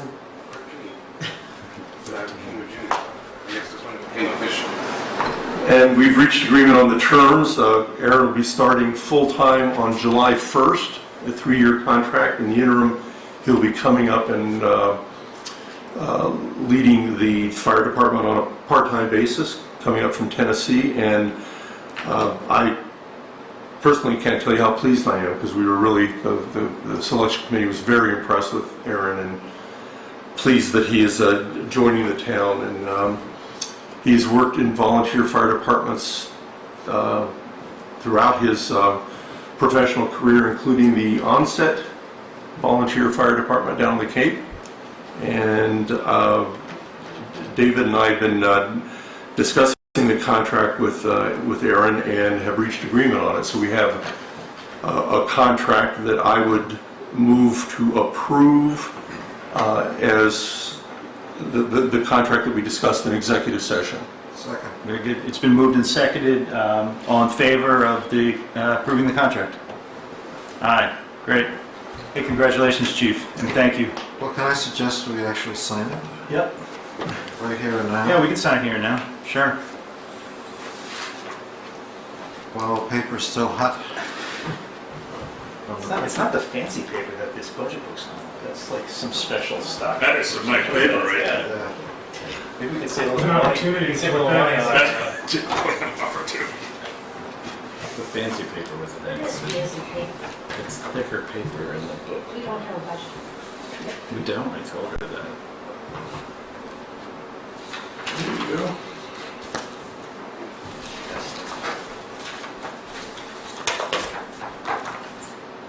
Aaron, you have one of your children here? Yes, I have my son Elijah, and as we're working into his, he's done a great job this school year. He always does a good job. He's had pretty much perfect attendance for just one day, so. Now it's 2.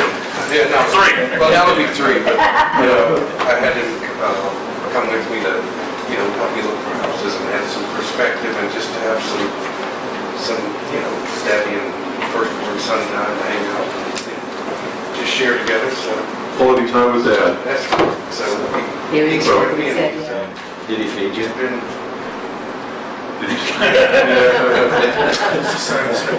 Could you sign this one too? All right, so does Barbara have to sign it? Yeah. Can I suggest we all gather around? Picture taking, yeah. Yes. Yeah, so we get a Just picture taken? we have a group picture, so maybe On board. maybe you should come around, Chief. Karen? Chief, maybe you should come around and join us. And one big happy family here. Yeah. You all pushing?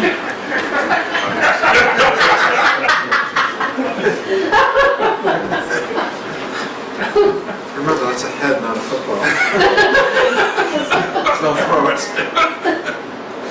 My prediction is Elijah's picture is going to be the best. Nice job. All right. Thank you, Chief. You're welcome. Good luck on the house hunt. Glad to have you on board. Okay, so And we have one more contract. we've got another contract. We'll scan and send you, so you'll have a copy. All right, so Chuck, you want We got 2 copies. You want one now? Sure, We get one of these? Yeah. we've also been negotiating a renewal of a contract with David Williams, Town Administrator. And this evening, we reached agreement on the language that was reviewed in executive session. And I would move that the board approve the contract as reviewed in the executive session with David Williams. And how long the extension is for? It's a 3-year contract with the final language to be typed up and executed, but we've agreed on the financial terms that we discussed in the executive session. So we can vote it subject to signing the contract at a later Yes. time. Yep. I seconded it. Okay, moved and seconded, all in favor? Thank you, guys. Unanimous. This is good. That's good. Yeah, thanks, thanks, David. No, comments? Welcome on board. welcome back, David. Thank you for your service. Yeah, welcome back, Connor. Thank you. It's good. Okay, so are we done with all our business now? I think we are. Do we want a group photo? You gonna take a selfie? Look at me, so I'm like, Motion to adjourn? One last thing, remind everybody, the library groundbreaking is Saturday at 11 a.m. All are invited. And do we have the meeting set up for February? The 9th? 9th and the 23rd. 23rd. Great. Okay, any motion to adjourn? Please. Okay, great. Do we have a second? Second. All in favor of adjourning? Great.